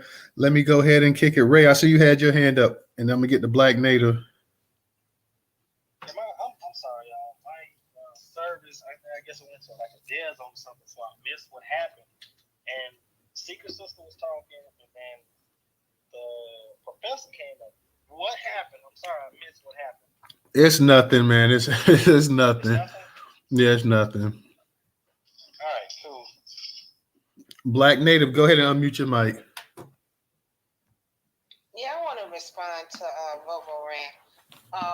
What makes you think that we don't watch world news? I'm literally watching world news right now while I'm simultaneously listening to Newstoter. You quote things from out the Bible, so you should know since you quote a lot of things from out the Bible, what's going to happen? So, I mean, we're not delusional. Like, I just spoke on what happened in Turkey and Syria. Just had an earthquake. So apparently we are watching the world. I don't just think, my mind doesn't just think in a box. I'm looking at everything. I'm looking at what's going on here. I'm looking at what's the balloons that China flew over and they got shot down in South Carolina. I'm looking at everything that's happened. I watch Al Jazeera because that's when we really want to see real news where it's not a westernized version of what's really going on. Because if you look at the media here in the United States, you only going to get half truth. Watch international news. So for you to make those claims that we are unaware, we don't know, when we're small-minded, we only think about white supremacy and we're going to speak about reparations because that's what we're fighting for right now in this country. Yeah, we're going to speak about white supremacy because that's what we're dealing with over here in this country. But I look at all news. So don't just make those assumptions, because when you make assumptions, you make an ass out yourself. I'm just saying. And you speak a lot about the Bible, so you should know about the prophecies. So that's all I wanted to say on that. And I'll land. All righty. Secret Sister, I see you back up here. You got your hand up. We not, like I say, sister, we're gonna stay on the actual topic tonight. So let's go ahead and I'll let you go ahead and unmute your mic, but let's go ahead and please stay on the topic. I apologize. My cat stepped on my phone and hung it up. So I apologize.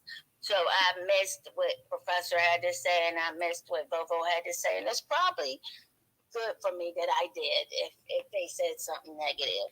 I'm only here to say what we see and what they show us, considering I worked in that government, in this government. I'm just letting you know, we are not told or shown the truth. Everything that they show us, we have to question. Okay, we have to go around. Now, I did look up this crashed thing, and I don't know. It looked like an ice cap. I don't know. It looked like an ice cap. I really don't know where it's from. I don't know if it was shot down here. Really, I don't know, because let's keep it 100. The government has been false flagging us for years. For centuries. And I considering I work in there and I see the truth of what they're really doing, I don't trust them. So I don't listen to a damn thing they say. Like, I would have had to see us actually shooting it down and it falling. You know what I mean? Even if but that thing that's sitting there, I don't know how long that is. I don't know how long it sat there. Like, they will false flag us in a minute. And I just want everybody to be vigilant, because I try to bring news. I put my own life on the line for this shit. I try to bring news straight from the government, where they're trying to keep us down. They're trying to keep us down. And I want our people to rise where we are supposed to be. So this bomb, now the racism and all that, everybody, and I think we all know that, no one likes Black Americans. Nobody. We all can agree with that. So when we are told this stuff, they know one thing we have, and that's why they always say they're going to put something really disastrous in the Black neighborhoods. Well, if they put stuff in the Black neighborhoods, bring it. Because one thing we all know, Black people will take that shit and turn it on their asses. Like, what it is they have not been down here with us, so they don't know how we operate also. we will take that shit right up off of them, and then they have to answer to that. So, Newstoter, I'm sorry I didn't get to hear everything you said, and I'm gonna go on mic, and if you can remember what you said to me, and if I disrespected any man, it wasn't for me to disrespect. I just was speaking out of passion. I was speaking out of anger for my people. I was speaking out of I'm older, okay?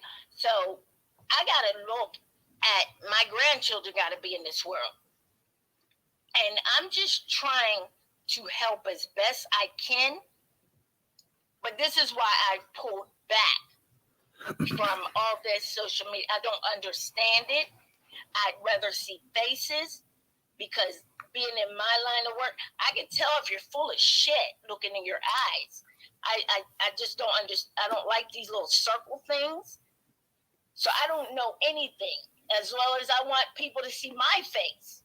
You know, we're losing contact with each other. We're social media. I mean, and nobody can tell me. As soon as you get up, you grab your phone, and everybody's looking for the what is that thing? The chip. You know how they're going to put the devil's chip in us? You know what it is? It's your phone.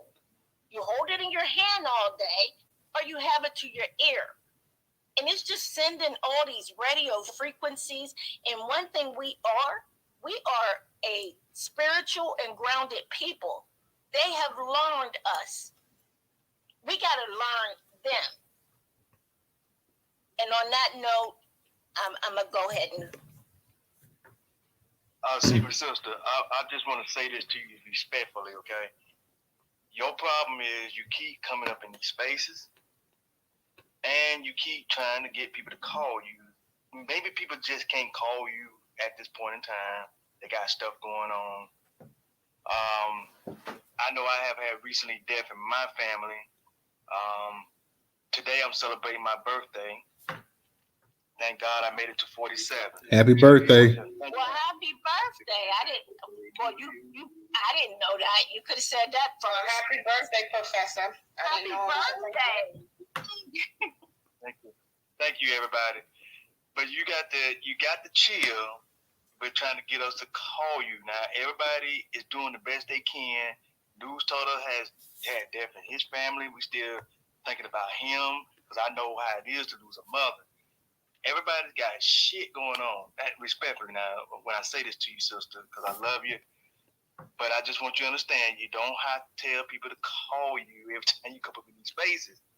And then you say, well, Professor knows what I got planned. You don't have to do it, okay? If you just want to talk with me, just hit me up in the DM, and we'll chit-chat in the DM. But to come in here and say the men are not responding, or they're not doing what they're supposed to do, this is why we being disrespected by the world, you're going to tick the men off, see? And then the men going to be like, well, shit, I don't want to deal with her at all, see? And I know you don't want to do that, right? So I just wanted to share that with you, sister. We love you. We know you're trying to fight with us, keep the men, encourage and uplift us. That's the biggest thing, sister, is to uplift black men. Don't do that type of stuff right there now. We just want sisters that say, hey, brothers, we love you. We need you in the fight. We need you to be the leaders in this fight. A lot of brothers already know they have to be the leaders in the fight. We already know that. So we don't need women coming into the spaces to tell us to be the leaders in the fight. Okay? I land my plane now. God bless you all. I love you all. Thank you for the birthday wishes. Thank you so much. And let me just piggyback off of it. Real quick, let me say something.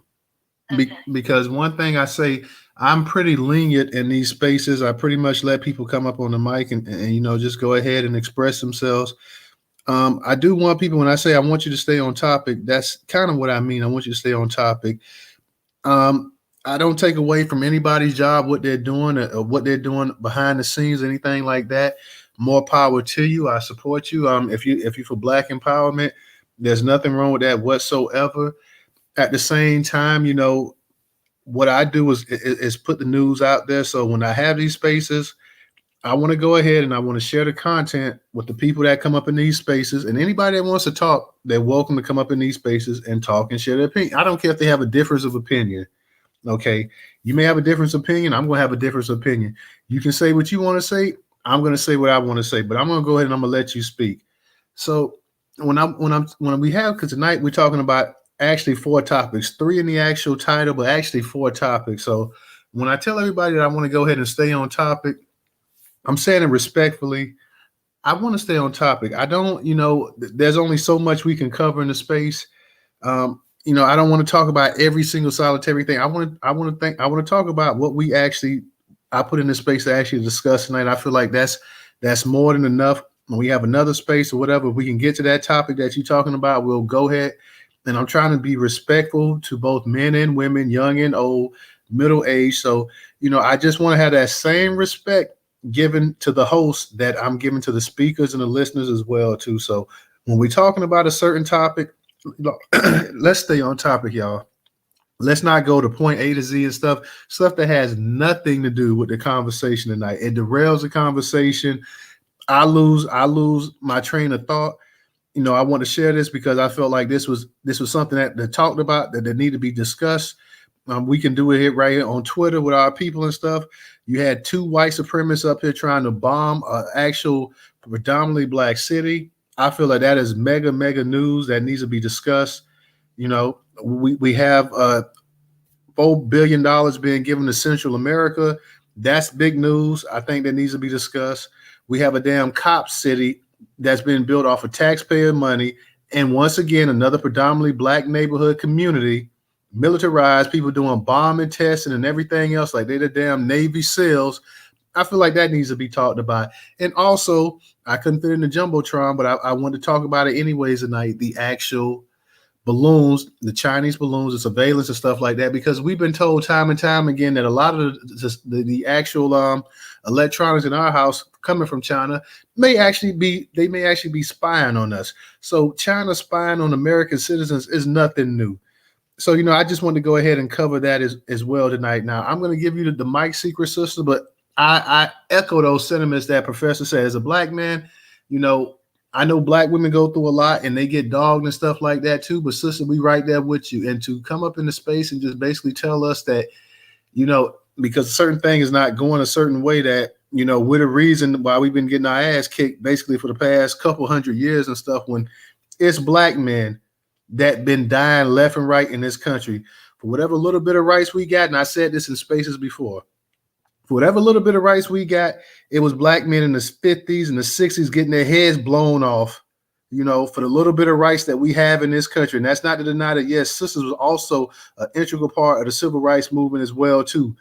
But it took a damn 14-year-old boy being killed to really galvanize Black America. So, we kind of take offense to that a little bit. And I'm saying it respectfully, like I said, because I don't want to, I have no issues with anybody in this space that I know of. So, I want to be, as courteous as possible or whatever, but we can't sit up here, and I don't go for that same thing either with Black men, blaming Black women for the demise of the Black community as well, too. To me, that's punk talk. Okay. It's something called white supremacy that's been kicking both the male and the female ass equally, and been kicking their ass from the time that they put shackles around their neck. So I don't get into that. Oh, it's because of Black men, or it's because of Black women, and it's because of the baby boomers, or it's because of the World War II. We're all in it together. And sitting up here pointing fingers, talking about why we in the position we at is not going to help dig us out the hole we in. So on that note, Secret Sister, I'll go ahead and I'll kick the mic to you, and then I'm going to go to Black Native. So I'm going to let you be real quick, and then I'm going to go ahead and get the Black Native. So go ahead, Secret Sister. First and foremost, to everyone and every Black man in the room, please accept my apology, because it was obviously my delivery. When I said that, Of course, y'all know I come in every room and I uphold my black man to the fullest. I will die for my black man. I am only repeating. I meant to tell you that I meant to say. This is what other cultures, what I'm hearing from other cultures. This is why that. So I was only repeating that. Is that how I feel? Hell no. I know we could tear some shit up, but I was just repeating it. That's it. Professor, I only ask people to call because I see new faces. So I make a average thing. It is not no pick on. No one has to call at all. And that's on some real stuff. Am I upset? No. I love my black people. I'm willing to do whatever part is needed from me. So when there is a part that I can do, and social media is not it, I am a revolutionary person, and everybody knows I'm the foot on the ground. So when it comes to that, please call me. Let me be the first to do it, because I just can't continue to talk about the same subjects when the world hates us and it's coming down to they're going to attack us. We need to be prepared as a people. That's all. And when I heard that from other races, of course everybody know they didn't say it and I was quiet about it. They got it handed to them. But I was just, it stuck in my head that, is that how they think? Because no, we don't have them kind of men. What the fuck is they talking about? I was only repeating. So I apologize for my delivery. But as far as I'm concerned, every black man in here is a warrior. And I think I have let that be known.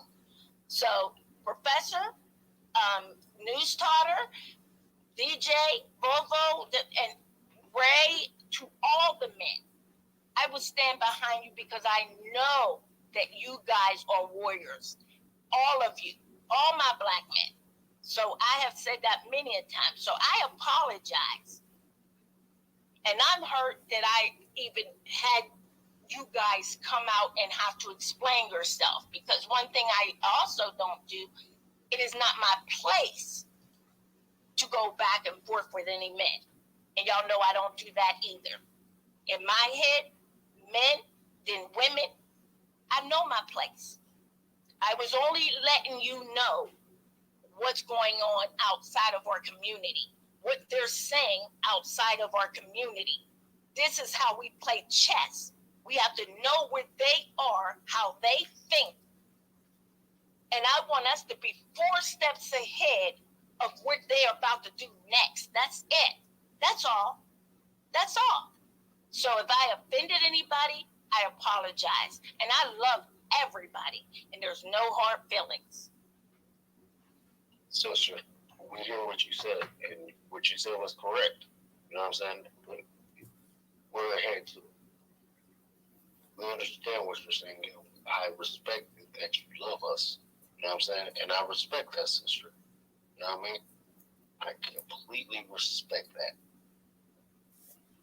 Don't think that we're not understanding who you are. We listen to you. But on the other hand, understand that, yes, we get it. And there's a whole bunch of people who get what you're saying. But sometimes, just like me, I drink. Lay off the sauce sometimes. Because guess what? It happens. And sometimes you might look a little sloppy. You know what I mean? Just being honest. I've been there. And when we talk to our people, we have to talk to them correct. Just like I'm talking to you correct. Right? Am I not?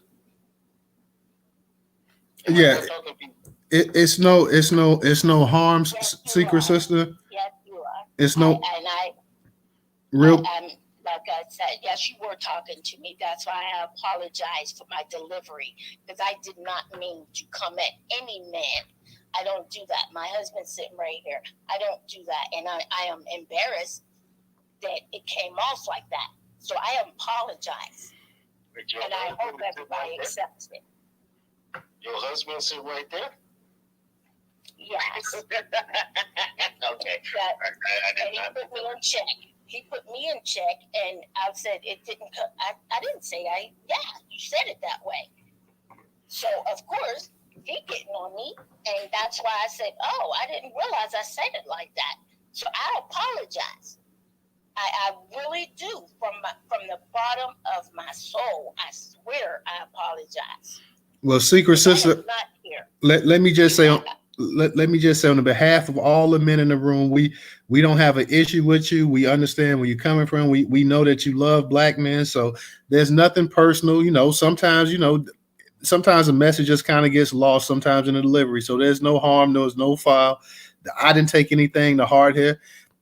My thing is just when we're doing the space, I want to just stay focused on the actual topics that we're talking about. So there's no issue with you. I got love for you. I respect you. I know you respect black men. You love black men. I know you respect black women and love black women. You love black people all together. So there's no issue from that. So we're just going to go ahead and we're going to put that to bed. It's nothing to drag on it or to even speak on about because, everything is understood. We understood. We understand what you're saying. Me, Professor, Ray, DJ, we all understand exactly. Black Native, everybody up in here understands you. We don't have an issue with you, sister. Like I told you before, you're always welcome to come up in these spaces, participate. If you just want to listen, that's fine. You're always welcome to Newstoter spaces. So I just want to let you know that there's no hard feelings here whatsoever. We definitely appreciate you. I appreciate you always supporting as well too. So I just want to share that with you. So don't it's nothing to beat yourself up about. We know what I'm saying. We're gonna move on. And like I said, we just here to discuss what's going on in Black America and just have our own little think tank in these spaces. That's all we do. I leave all that other stuff in those other spaces to them other spaces. Here, I appreciate, I enjoy the actual people that come up in these spaces that want to create dialogue and do things positive and do things the way it should be done. So, to each is their own. Everybody holds their spaces they want to. Here, I want to go ahead and give people an outlet to go ahead and talk about what's going on in Black America today. So that's pretty much just, that's pretty much how I do the spaces. You've been in a bunch of them. So no harm, no foul. We're going to move on real quick. I'm going to get to Black Native, and I'm going to get to you, Don. Go ahead, Black Native. Yeah, I was going to speak about the Asian balloons that have been flying over the United States' airspace. They said that's been going on since December, from what I saw on the news. So they've been aware that they've been having these spy balloons in our airspace. I think it started in Alaska, if I'm not mistaken, and it was shot down, like I said, in South Carolina. So if they've known about this, and I think it was like maybe 3 or 4 of them that's been just floating around, and I guess they got cameras or whatever. But like Secret Sister said, they got probably cameras in our phones, our televisions. They do come from most of these phones are made in China. So they've always probably been spying on us. But with that being said, what is the United States going to do about it? Now that they see that China said F you all, we don't care about your airspace.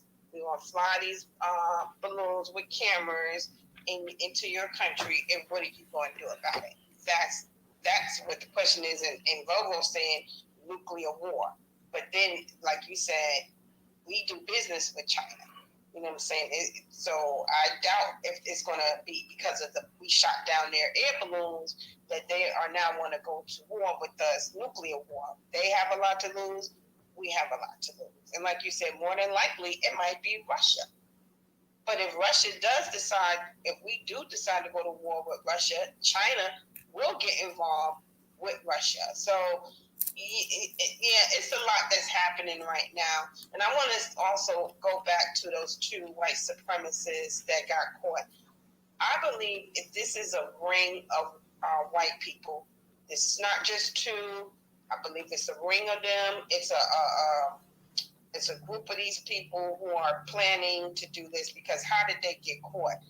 how did the FBI know that they were planning to shoot up these power grids? Were they putting this on social media? Yep. Like Facebook or some type of what's that thing that they have that the white people go to? What's the name of that? Talk about that Twitch. Twitch is it Twitch? Reddit. Reddit. Oh no. What's the name of it? Twitch. Reddit is a. Oh, I thought it was Twitch. Okay. It's another it's a group chat where they have, and it's nothing but white supremacists. I went in there a couple of times and they try to speak in codes. 4chan. Yep.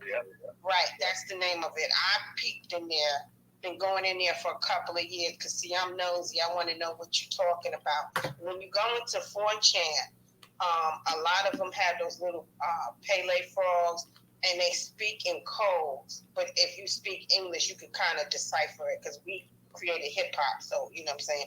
We can kind of decipher stuff. So I know it's not just those two. We're gonna stop with the lone wolf. We're gonna stop like it's only two. This is an organization, white nationalists, and they need to find all these people because they caught those people. Don't mean that they're not in other parts of other Black communities planning the same thing. So I'll just land on that. Yeah, they was going back and forth. Black Native. I guess they was doing what they call encrypted messages online and stuff. Because like you said, the FBI. Yeah, the FBI informant that he was talking to, and they found out about this stuff too. So the FBI and them said years ago, they know the amount of white supremacist, dangerous extremists you have in this country. So they just sitting on that information. They're not really doing anything to get these. They're not rounding them up and arresting them like they should be. Because if they was Black and they were these kind of extremists plotting this kind of stuff, they'd already be sitting in jail. So they sit up there, and I know that people say, well, you're giving them enough rope to hang themselves or whatever, but they would have been shut that down. Just let you start getting a group of Black people talk about doing this kind of stuff that they talking about. You ain't gonna get a chance to even act out and do it. Before you know it, they're gonna be kicking your damn door down, taking you, dragging you off. Don, I know you had your hand up. Go ahead and unmute your mic. What's up, homie? I'm very friends good with you. You know what I mean? What's going on, man? All right. You know what I mean? But real talk, with the Cop City thing, at least we shut shit down in a way. Because they was going to give Stacey Abrams the whole, they was going to make her the face of Cop City. You know what I'm saying? And you already see how it's going down right now. They're killing people just right off the, you know what I'm saying, just for protesting Cop City. No weapons, no nothing. They just like, okay, guess what? You cannot be here. We're making the whole city. And I'm from LA, so I've been to Atlanta, and I was like, yo, well, why y'all need the Cop City out here? There's something nefarious going on. And I'm not trying to be a conspiracy theorist. I ain't on my tinfoil hat, but there's something nefarious going on when they sit here and they're trying to make up cities to do harm to anybody else. When we make up cities, I was in the military. When we make up mock cities, we're not making up mock cities in America. We're making up mock cities in the Middle East. We might make up a mock city in Korea. Just saying, or China. We make mock cities like that. But to make a mock city in America, brothers and sisters, y'all better watch out for this one. And y'all need to, especially you in Georgia and Atlanta, y'all need to really start looking at that. You know what I'm saying? And see who's coming through your area. See who's the people coming through your area. So if you have a whole bunch of Ukrainians for some odd reason, you got a whole bunch of Ukrainians, refugees from Ukraine, and you can't figure out why they're there, you need to understand what's going on. And I'm not trying to be on but I know what it is. And we know what it is. Number one, Biden has let a whole bunch of people from a Nazi country come to America unchecked. Biden has let a whole bunch of people from South America come to America unchecked. Can I build off of that? Real talk. Andre, that's you talking. Andre, I'm gonna give you the same. Let me say this real quick. Tonight, we stand on topic. There's 3 topics up there. Let me pause this real quick. There's 3. I don't want to hear about the price of tea in China. There's 3 topics up there. We're talking about the racist Baltimore bomb threat. We're talking about the cop city down there in Atlanta. And we're talking about $4.2 billion of Central America. And we're also talking about the actual spying on the United States by China and their balloons. That's it. I'm going to give you a chance to talk, Andre. I'm letting you know. But if you go off topic and go way aboard, I'm just going to go ahead and drop you down the listener. You got it. Well, I would rather you just do it than started me off with that to kind of set me in the room off. Yeah, get your mic already, man. See, we got to drop you down. Well, we don't. I'm not hearing a whole bunch of BS in here tonight. So you're right. I mean, I told you how it's going to be. Apparently, you had an issue with that. So, well, and like I say, nobody wants to hear because the fact of the matter that you can't sit up here and agree with that, yeah, I'm going to stay on topic, means that you was just getting ready to go to third base. So don't worry about it, bro. Please. Go ahead, Don. I'm going to piggyback off of Don. Go ahead. You mentioned the Ukrainians. You mentioned the people from Central America. Now, since Turkey has had that earthquake, I was thinking about, they're about to come over here too now.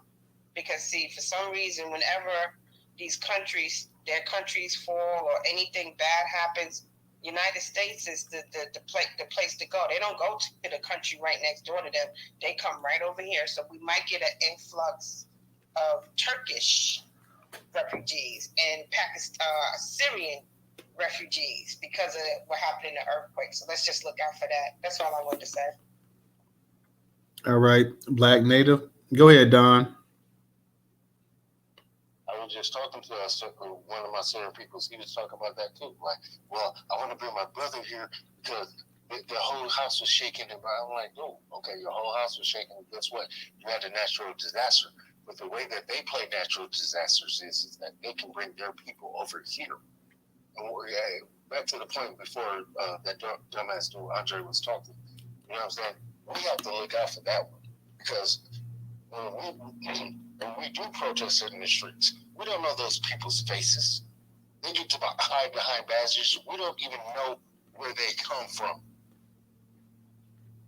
That cop city is something dangerous. And I hope Atlanta knows that you guys have lit something dangerous in. We was trying to tell you with Stacey Abrams. Hey, yo, and I know that this room, and I've been in Newstoter, we was talking about it like, dude, this ain't nothing pretty. Now what's happening? So guess what? We try to tell you guys, do not allow this to happen. Do not. And what more can we say? Only thing Toter can do is give you news and tell you and give you information.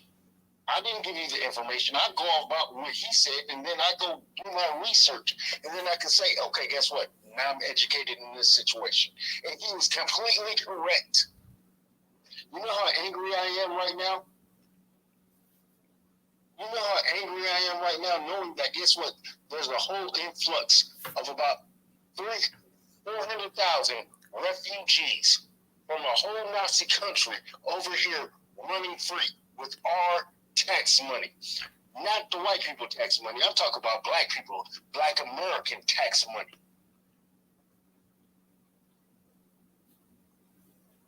Now, if you do not feel a certain way about that, then please just unfollow me. Don't know me. Don't talk to me. I don't want to see you in public. I don't want to see you. I don't care if you're black or whatever. I don't care. Because that one really pissed me off. Because when I was in the military, just real talk, they would tell me, you cannot go to the Ukraine. Why not? Well, there's Nazis there. That was under Bush. Oh, now under Biden, no, these Nazis are cool. For real? And for some odd reason, a cop city gets built up out of nowhere. Come on, man. Come on. We're not the stupidest black Americans. We're not. We know what's going on. We just don't want to fight it. And, real talk, we don't want to fight it. We don't want to say, nah, our politicians are doing the right thing. we did the right thing saying that, Stacey, you ain't going to get into the White House or the governorship. You're not going to do it. This is one space that said it. Now think about that. We moved a political needle in just a goddamn Twitter space and saying that you're not going to get it. Now, I don't know if you guys are willing to go all the way. God damn it, we got to, because we ain't going to have a future. Because they already putting their pieces in order. So it's up to us. Where we going? I like my plane. Appreciate that, Don. Andre, that was that was no mistake. I dropped you because I know you was kind of. I meant what I said too, man. So I mean, if it's an issue, then you can go ahead and disconnect or whatever. My issue is with the power structure. I don't have the issue with the black community. I got nothing but love. So if you allow me to speak, I appreciate you. As long as you're gonna speak on the actual topics I told you about, you got it. Thank you. So, black family, the speaker before, was speaking about the military bases and how he recognizes the trend,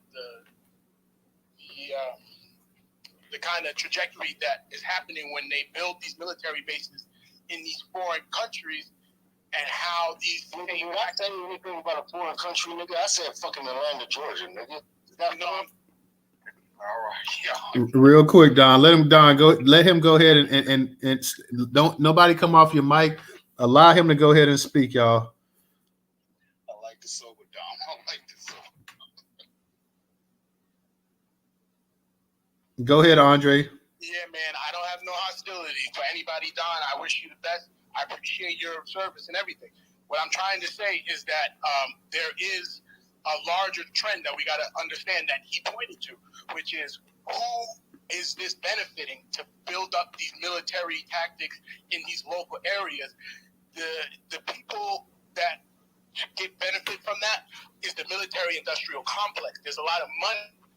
That's why they're bombing African countries and assassinating Caribbean leaders, and they're starting this war in Ukraine. They're sending hundreds of billions of dollars of our tax money, everybody in America who's working, so that they can feed that profit machine. So if we can connect the dots and say the war is for profit, the immigration is for profit, and the refugees are coming from the wars all for profit, then we got to see who's profiting, right? So the war machine, military industrial complex, Raytheon, Boeing, these oil companies, this is at the heart of the U.S. economy, is war in a lot of ways. 70% of the economy is like service, shit that we're not really producing nothing. So war is a big way to keep America in control of the entire world's economy.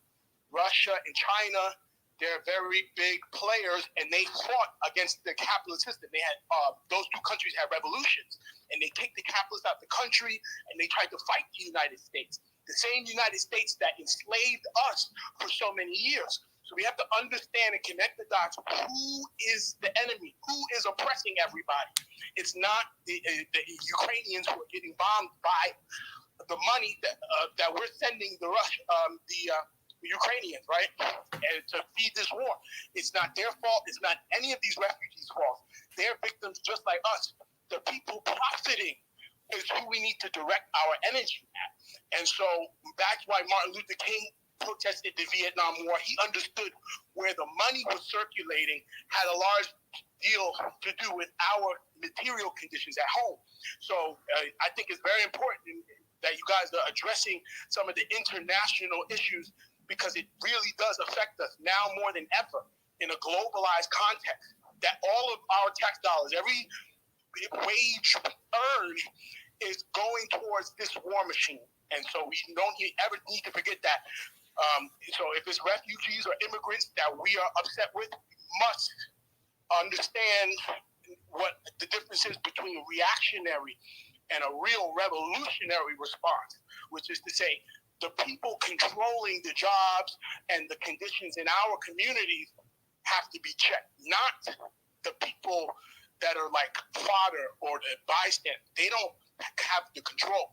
So if it's jobs we need, if it's protection from these adverse immigration policies, any of this stuff, you talk about all of these topics.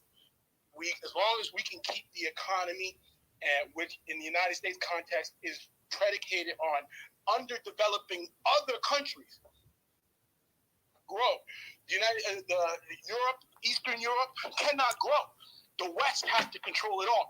Europe is upset with the United States now. They're protesting in France and in England and other places, saying the U.S. foreign policy is starting to fuck with us now. Everybody is upset with the United States right now.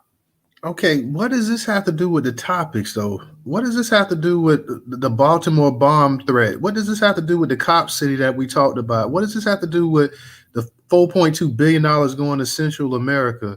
What does this even have to do with the Chinese and their surveillance of American citizens and trying to get intel on this country for who knows, God knows what? I'm going to go ahead and just let you answer that real quick, Andre. Because, like I said, I knew you was gonna go with this topic off topic here. The answer is the profit. I tried to preface it by saying those who are profiting off the same strategies in the war, and that the United States is waging on these other countries, tactics that they're going to use domestically because the system runs on profit. So if they're oppressing and repressing people with the state apparatus by using these police, military, operations, is directly to do with securing the conditions for the reproduction of the surplus or profit. So I study economics. You guys can try to realize what I'm trying to say, but I study with real quick, Don. Let him go ahead and finish. Andre, you got 40 seconds to go ahead and finish up. Go ahead, man. Okay, my economics professor went to school with Janet Yellen, who's running the Federal Reserve and all of the U.S. economy. So when you guys try to trivialize and say I'm speaking off the point, I'm kind of speaking on a wavelength that is under the background of a lot of training and instruction. So when I come with other humility, it's because I'm talking about something based on a lot of work that I did. What you speaking on don't have anything to do with the topic tonight, bro. Again, the military operations that they're practicing on the poor people is because they're controlling a system of profit and extraction of that profit. It requires people to sign off on the system. Okay. Land it. Land it right now. Land it right now, man. Okay, so again, the government isn't to blame. The immigrants aren't to blame. It's the profit motive. The whole system is the capitalist system, and that's why. Okay, that's it. I mean, Jesus. And you tell this dude to land it, and he still goes on and on and on and on and on and on and on and on. Like you got 40 seconds. 40 seconds turns into like 2 minutes. Lord, come on, man. Jesus, I knew it. I mean, I keep giving this dude a chance. Here's what you gotta understand, though, my boy. Even with all that, you fail to realize you weren't looking at your watch. It's still circling around the clock. So it's like the sun circling around the moon and all that other stuff. So it's still laying no reparations. So it was really only 120 seconds I was talking. I mean, he just like Oswald off of Living Color, bro. Just babbling, just real quick. Brother Ray was talking about physical force. Put it together with black people. We could get reparations. Hey, real quick, y'all. Real quick. I got to go ahead and give a shout out to Secret Sister. Secret Sister, thank you for your contribution on Cash App tonight. It's greatly appreciated. So I just had to go ahead and give Secret Sister a thank you for that real quick. Secret Sister. Jello plus Jello equals reparations. That's what he was saying. You know what I'm saying? What flavor though? See, we can't win the war with no flavor. You know what I'm saying? Is it grape or strawberry? No, black knackers beat. Some knackers like grape, some knackers like strawberry. Some like both of them. What we supposed to do? You know what I'm saying? No, brother. Neapolitan make sure that DC works. You know what I'm saying? I don't know how, but Neapolitan makes shit works.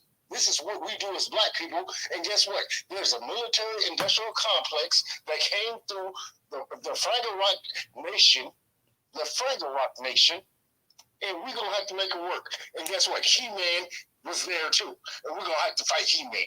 What y'all going to do?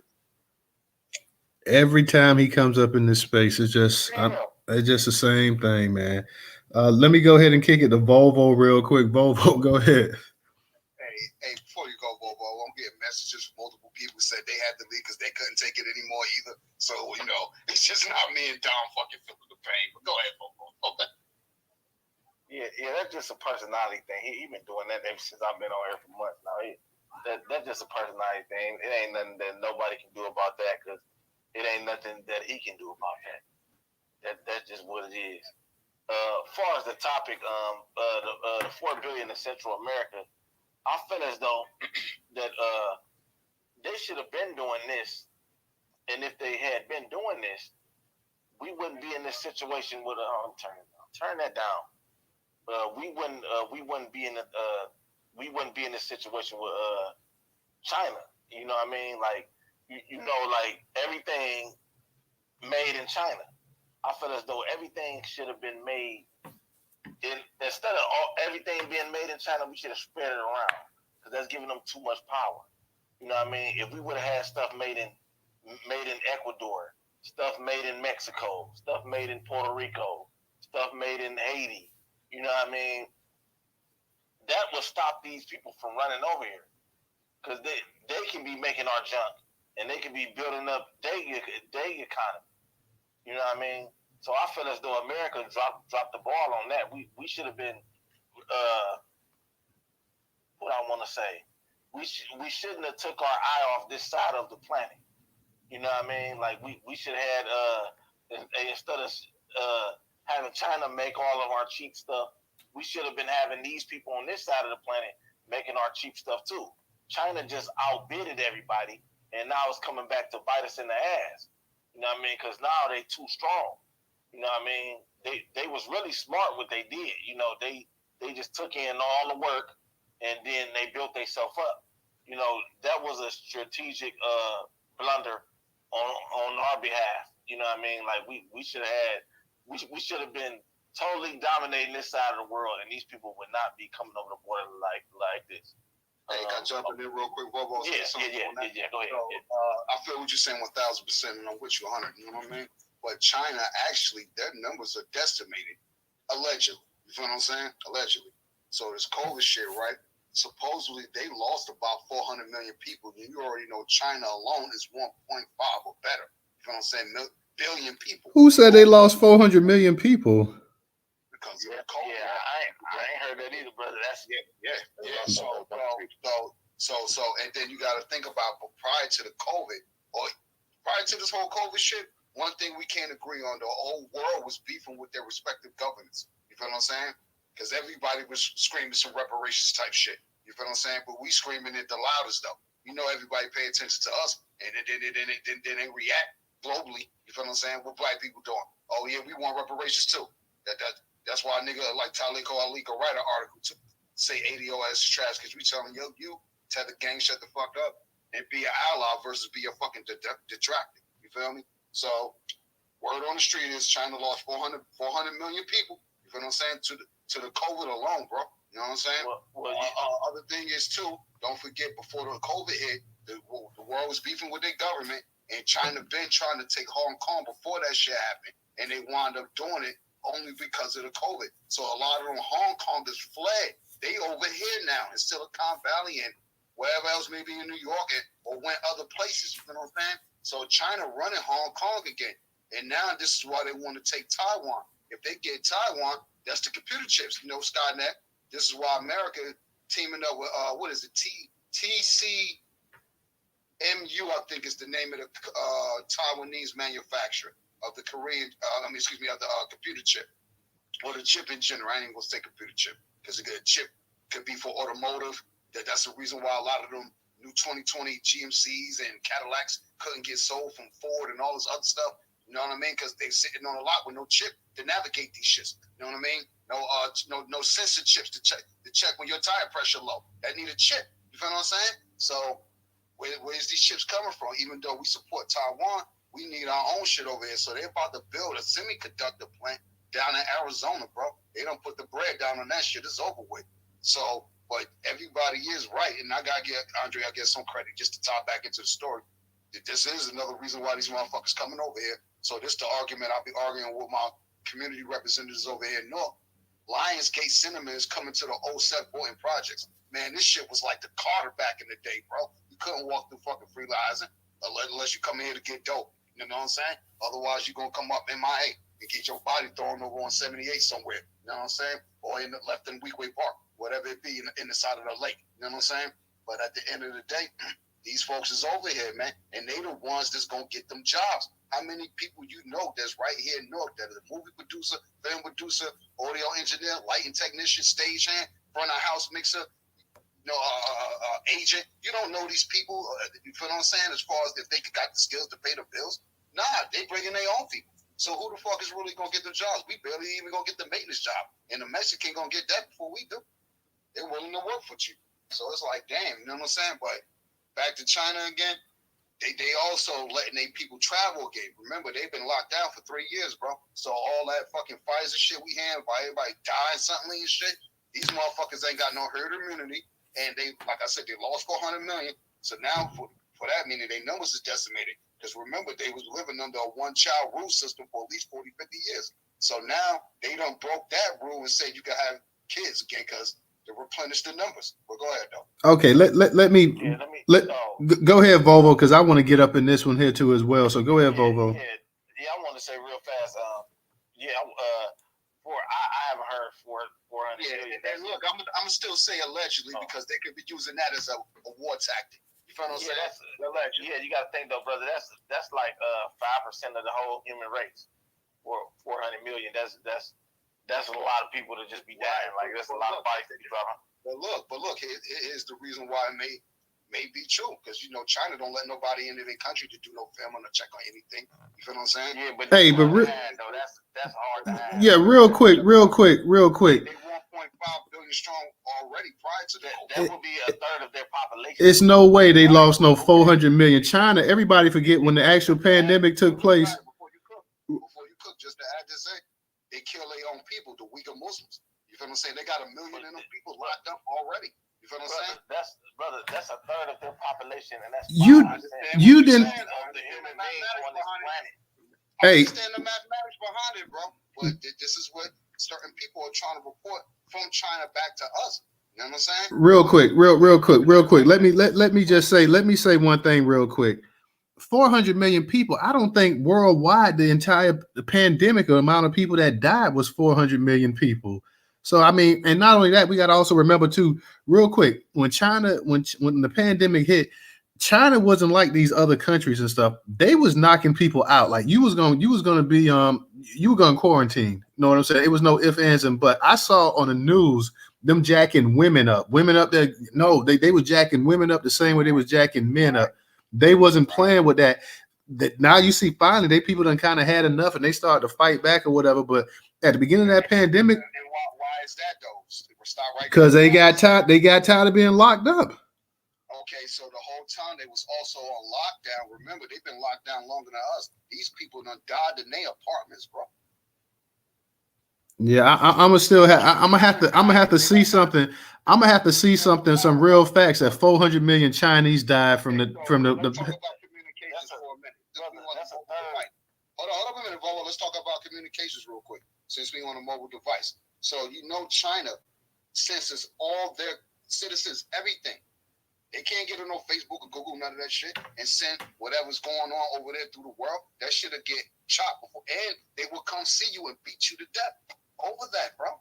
That's a tyrannical country ran by a fucking tyrant dictator. CGB. You know what I mean? But go ahead. Brother, that's 5% of the human race. I'm talking about the people on the planet. How can you hide that? Hold on, pause a minute. I'm with you on that. I'm not arguing about the numbers. I'm just saying, look at the data. We can talk about statistical analytical data, right? Okay, so you already know they don't blew up the Georgia Guidestones. What was that about? You know what I'm saying? This COVID shit came out of nowhere. China never let nobody into the Wuhan lab to see what the fuck was popping as far as other world-respected scientists. To this day, now you got world governments talking about suing China, even the United States, for $20 trillion, saying, hey, you fucked a lot of shit up, man. And in China, all they doing is kind of acting with the white supremacist rhetoric because they learned it from the white niggas. Nah, that virus came for you. That was Trump talking about suing, but you ain't heard any other. You hadn't heard any other U.S. politicians. They just brought it back up, $20 trillion. They're not gonna sue shit when China already owns so much of the U.S. debt. Bro, but it's in the news. That's all that matters. It's out there. There's no way to hide that type of them type of bodies. There's no way to. Like, there's just no way. Like, they've been reporting for the last 3 or 4 months that the crematoriums or the cremation centers, they can't burn bodies fast enough. That they building new cremation centers, bro. They can't get rid of the bodies fast. I'm gonna say this. I'm in agreement with Volvo on this. This sound like BS here. I'm just reporting. That's just a story. It's just yeah, that. Hey, DJ. Hey, guess what? I got the actual number. It's 2.02 million. That's how many they lost. They lost 2 million people. 2.02. 2.02 million. Yeah, I can see that. I can see that. Ain't no way in hell they lost no 400. And that's a huge number. 400 million. That's almost $500 million. Yeah, ain't no way. Nah. Whoever reporting that is lying their ass off straight up. Like, I just want to land real fast. Go ahead. All I was saying is that we should have had Latin America building all of our junk instead of you seeing made in China everywhere. You should have been seeing made in Jamaica, made in Haiti. Made on this side of the planet. No, Volvo. It should have stayed. It should have stayed like it was back in the day. Made in America. They end up costing Americans their jobs by sending all of the jobs overseas and stuff like that. So now that's why we stuck. We used to be a manufacturing company, a manufacturing country. Now we just a damn service country.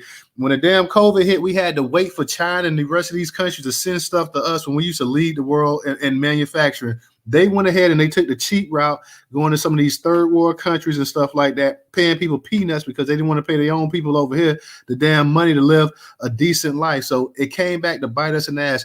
Used to growing up, it used to be all about made in America. Then as I started getting older, I started saying made in Japan, made in Mexico, made in Honduras. And then it became to the point where everything now is made in damn China. So that was a huge mistake on our part. China. Well, can I chime in real fast? Go ahead. That's what rich people do. You know, you're going to get cheap labor. You know what I mean? And we are a rich people. We are a rich country. It's the richest country in the world. So instead of us sending everything to them, now the good shit, yeah, we should always make here the quality shit. But you know, we like cheap stuff. We like the disposable stuff, cheap stuff. So in order to get cheap stuff, you need cheap labor. That's just good business. So what I was saying, brother, what power do we have to tell them anything? Oh, brother, this ain't about to be no argument, brother. Yeah, this ain't about to be doing that. I'm about to land in a second, brother. I'm about to land. Okay, I got you. Because I know we don't have any power to tell them anything. I'm not talking about telling them nothing. I'm talking about us handling our own business. I ain't saying nothing about telling them nothing. How do we do this? This is one I ask you. Real quick, Don, let him finish up, and then we're gonna get the black name, and then I'm gonna get to you. You poking around, brother. You poking around. You looking at trying to pick a fight. This ain't what I'm trying to do. No. I'm trying to pick your mind. You're smart. All right, brother. Appreciate it. What I'm saying is this: we should have sent the work to Latin America and kept it on this side of the planet. All the cheap stuff that we want made, all our disposable bullshit that we like, we should have had them making it. That way they could have been building their economy, and we could have kept this side of the world strong. And then we wouldn't be having these problems with these people leaving their country. Appreciate you. Let me speak, brother. No problem. Appreciate it. Let me get the Black Native and Don, and they're going to be the last two speakers for the night. So we're going to get ready to close it out in a second, y'all. So I appreciate everybody that came in and spoke that spoke tonight. Let me go ahead and get the Black Native, and then we'll get to you, Don. Hey, before you let them go, hey, Volvo, so what you think of your thoughts of what's going on over in Haiti? Not to be long-winded about it, but when you say, hey, don't be long-winded, because we got to go ahead and get to them. Yeah, when you say help them build their economy up, So being what's going on over there, you think we got any chance to go talk to the Haitians and say, hey, look, we got the bread and the know-how. Y'all got the land and the area and the people to do the work. Let's network on something. You know what I'm saying? Well, yeah, I mean, we couldn't just go over there as black people. The United States government would have to go over there, and they would have to set something up, and people got to get to work. That's what it is, work. But that's what I'm saying. It's civil unrest over there with it's lawless over there. That's why, like me and you couldn't go over there. It would have to take a military to go over there, get everything in order, and let them and give them work, give them some hope. They don't have hope. So if you know, it make you. I don't know. It makes me feel good to go to work every day. You know what I mean? I gotta go to work tomorrow. I look forward to it. So they need some work. That's what it is. We should have been sending the work there instead of over there halfway across the world. Real quick, let me just touch up on what you just said about the Haiti thing. Then I got to get the Black Native and Don. Haiti is sitting on a boatload of natural resources over there. And the United States and a lot of the other world powers, when I'm talking about world powers, I'm talking about the European powers. Haiti has one of the largest reserves of natural gas in the world. They have this other rare mineral. I forget the name of it. This thing is so rare. There's only 3 places in the country, in the world, that actually has it, and it's this special type of mineral. Uranium. Yeah, and they have that, and they have a boatload of that. The United States, France, Great Britain, and the rest of them are going to keep them under their thumb as much as they can, because they do not. First off, they got their ass kicked by them back in whenever it was when they had the Haitian Revolutionary War. Secondly, they have enough resources where they can be one of the major powers in the world. So they're going to always try to do their best to keep them just messed up over there. Some of it, I wish the people could go ahead and get together and kick them out, but Haiti's going to have a real hard time, keeping a hold of those resources. They're going to keep them under their thumb as much as possible. Can I please chime in? I know you got to get to the end. I just real fast. Oh God. Yeah, let me get, because Black Native been waiting for a minute, so I got to get to her, and I'll come back to you, Volvo. I'm gonna get. All right. Go ahead, Black Native. Thank you. I had first of all, let me speak a little bit about China. China at one time, like DJ said, they were only allowing male babies to be born. They were killing the female children. And what that did was increase the population of Chinese males who didn't have mates. So that's why you see a lot of them in Africa now marrying African women, because it's not enough women to match men over there in China. Now, we had a place over in Virginia called the Smithfield factory. So all y'all pork eating, swine eating, pig feet, and chicken eating people, China bought that. So Smithfield Packing is owned by China right now.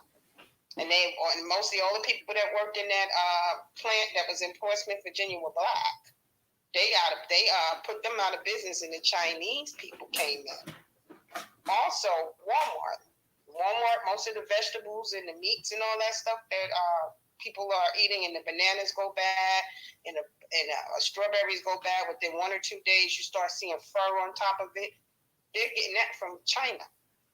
So we messed up big time. I remember when I worked in corporate, we had an IT department. And whenever our computers went down, I know a little bit about computers, but if I didn't know, we had an IT department.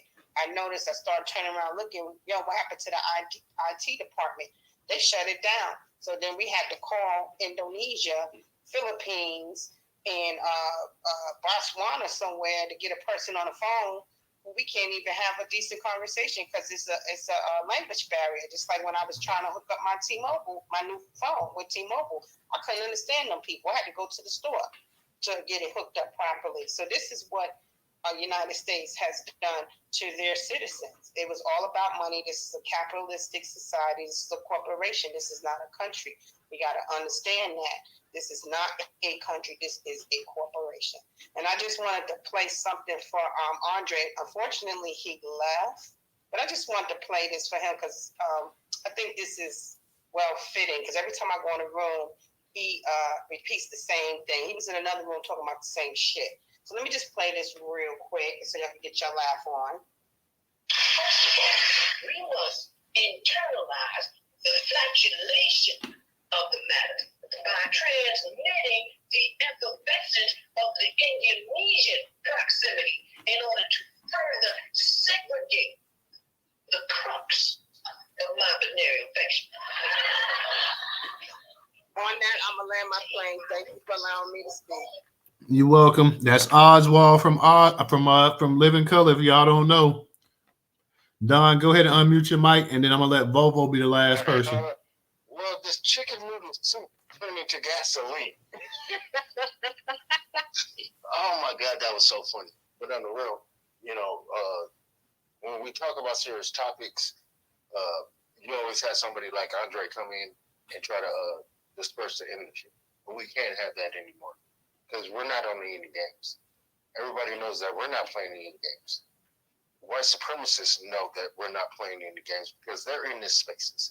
And they send people like Andre to come up in here and try to disperse the energy and try to say, well, what about global and bam, bam, bam. Well, we're not talking about democratic issues. We're not talking about Republican issues.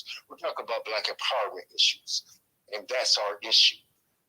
And that scares a lot of people when Black people start talking about just ourselves. Not Black people, but Black Americans. When we start talking about just ourselves, then that's when they get afraid. And you see that they starting to send in their minions already. This early now. They're starting to do it now. And Toter and Duppy, you're my peoples. That's co-host. And guess what? Thank you guys for putting on this space and let me shut up and land my plane. Thank you, brothers. No problem. Glad to have you tonight, Don. Volvo, go ahead and let you be the last speaker for the night. Yeah, I'm gonna go real fast. I wanted to touch. We were talking about that Haiti thing. I was just gonna say, it wasn't. They could use part of that $4 billion. They could have took 20 million of that, went over there and gave them some dump trucks and gave them some forklifts and some backhoes and some plows and some cranes, and they can dig that stuff up themselves. They sitting right on top of it, and then that will stop the Haitian people from leaving. They can give them the tools and the supplies and train them how to dig the stuff up and then buy it from them. And then you won't be seeing that many Haitians leaving their country. That was all I want to say, brother. I appreciate you letting me speak. Oh, no problem. But we know they're not going to do that, Volvo, for the simple fact is that they don't want to see a Black nation rise to the level of where they at. So they want to keep them.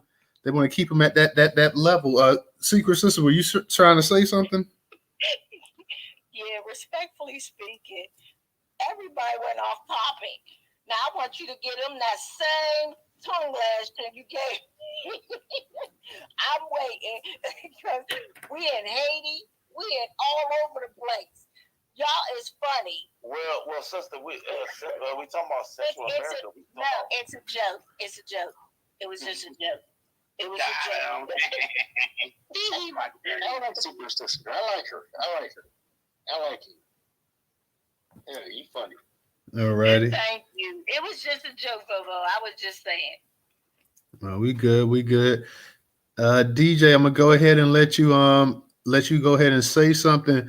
Guys, make sure if you're in this space and this is your first time in the Newstoter space, make sure that you go ahead and you follow the host and the co-host. Go ahead if you want to stay up to date on Black news that's happening 24/7. Make sure you go ahead and follow Newstoter. Newstoter is the largest Black-owned, the largest Black American-owned news curation media platform today in America. So if you want to stay up to date, not only follow Newstoter, but go ahead. Anybody that's in the space that's following, go to the profile page and click on the notification, because a lot of people say, I didn't even see your notification. So go ahead and click on the notifications as well. Go to the profile page after the end of this space and go ahead and click on that notification so you can stay up to date. So whenever I put out 20, 30, 40 posts concerning Black news, you guys will be up to date. You won't miss it. So please go ahead and do that. Also in the Jumbotron, make sure that you subscribe to the newsletter as well as a YouTube channel. They are free. So make sure you go ahead and subscribe to both of those if you can.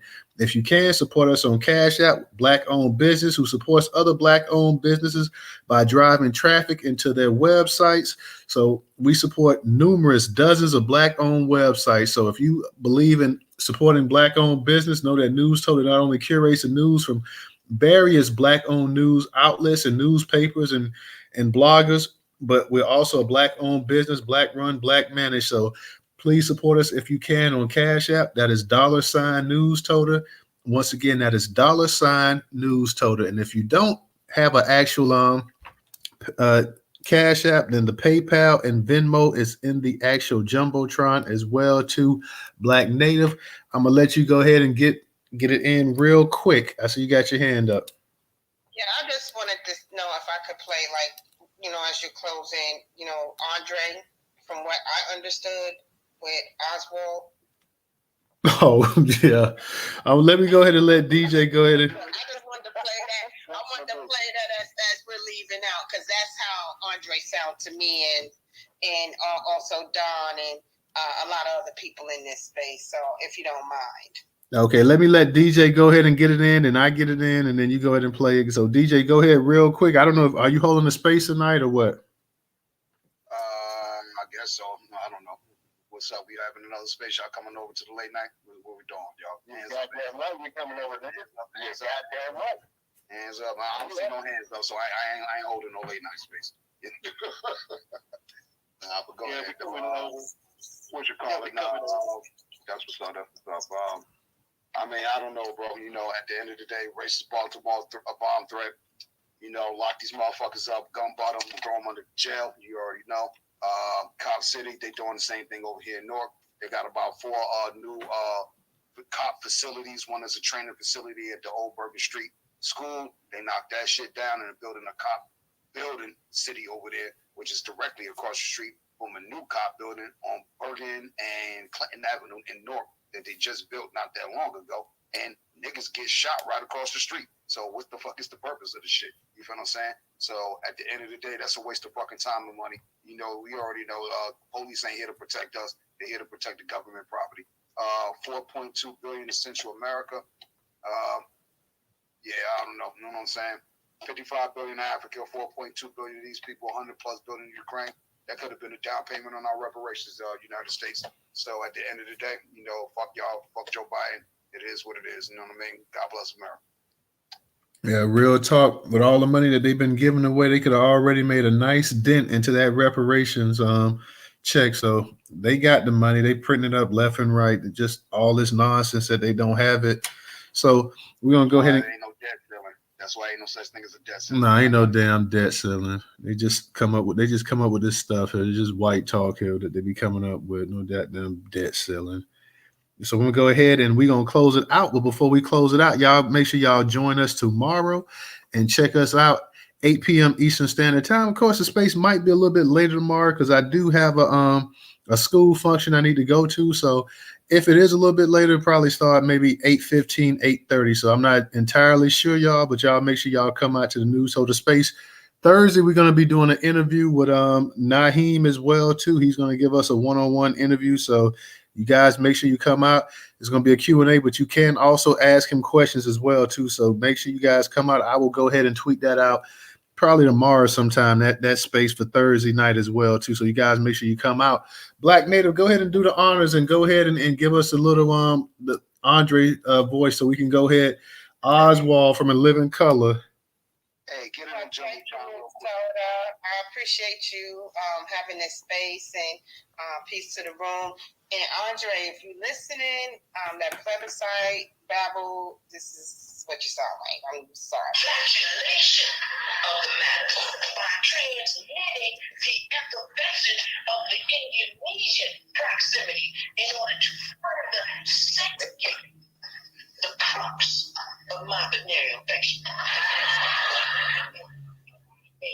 Retain my liquids here for one moment. I'd like to continue the redundance of my quote-unquote intestinal tract. Because to conclude on the issue of world domination would only circumcise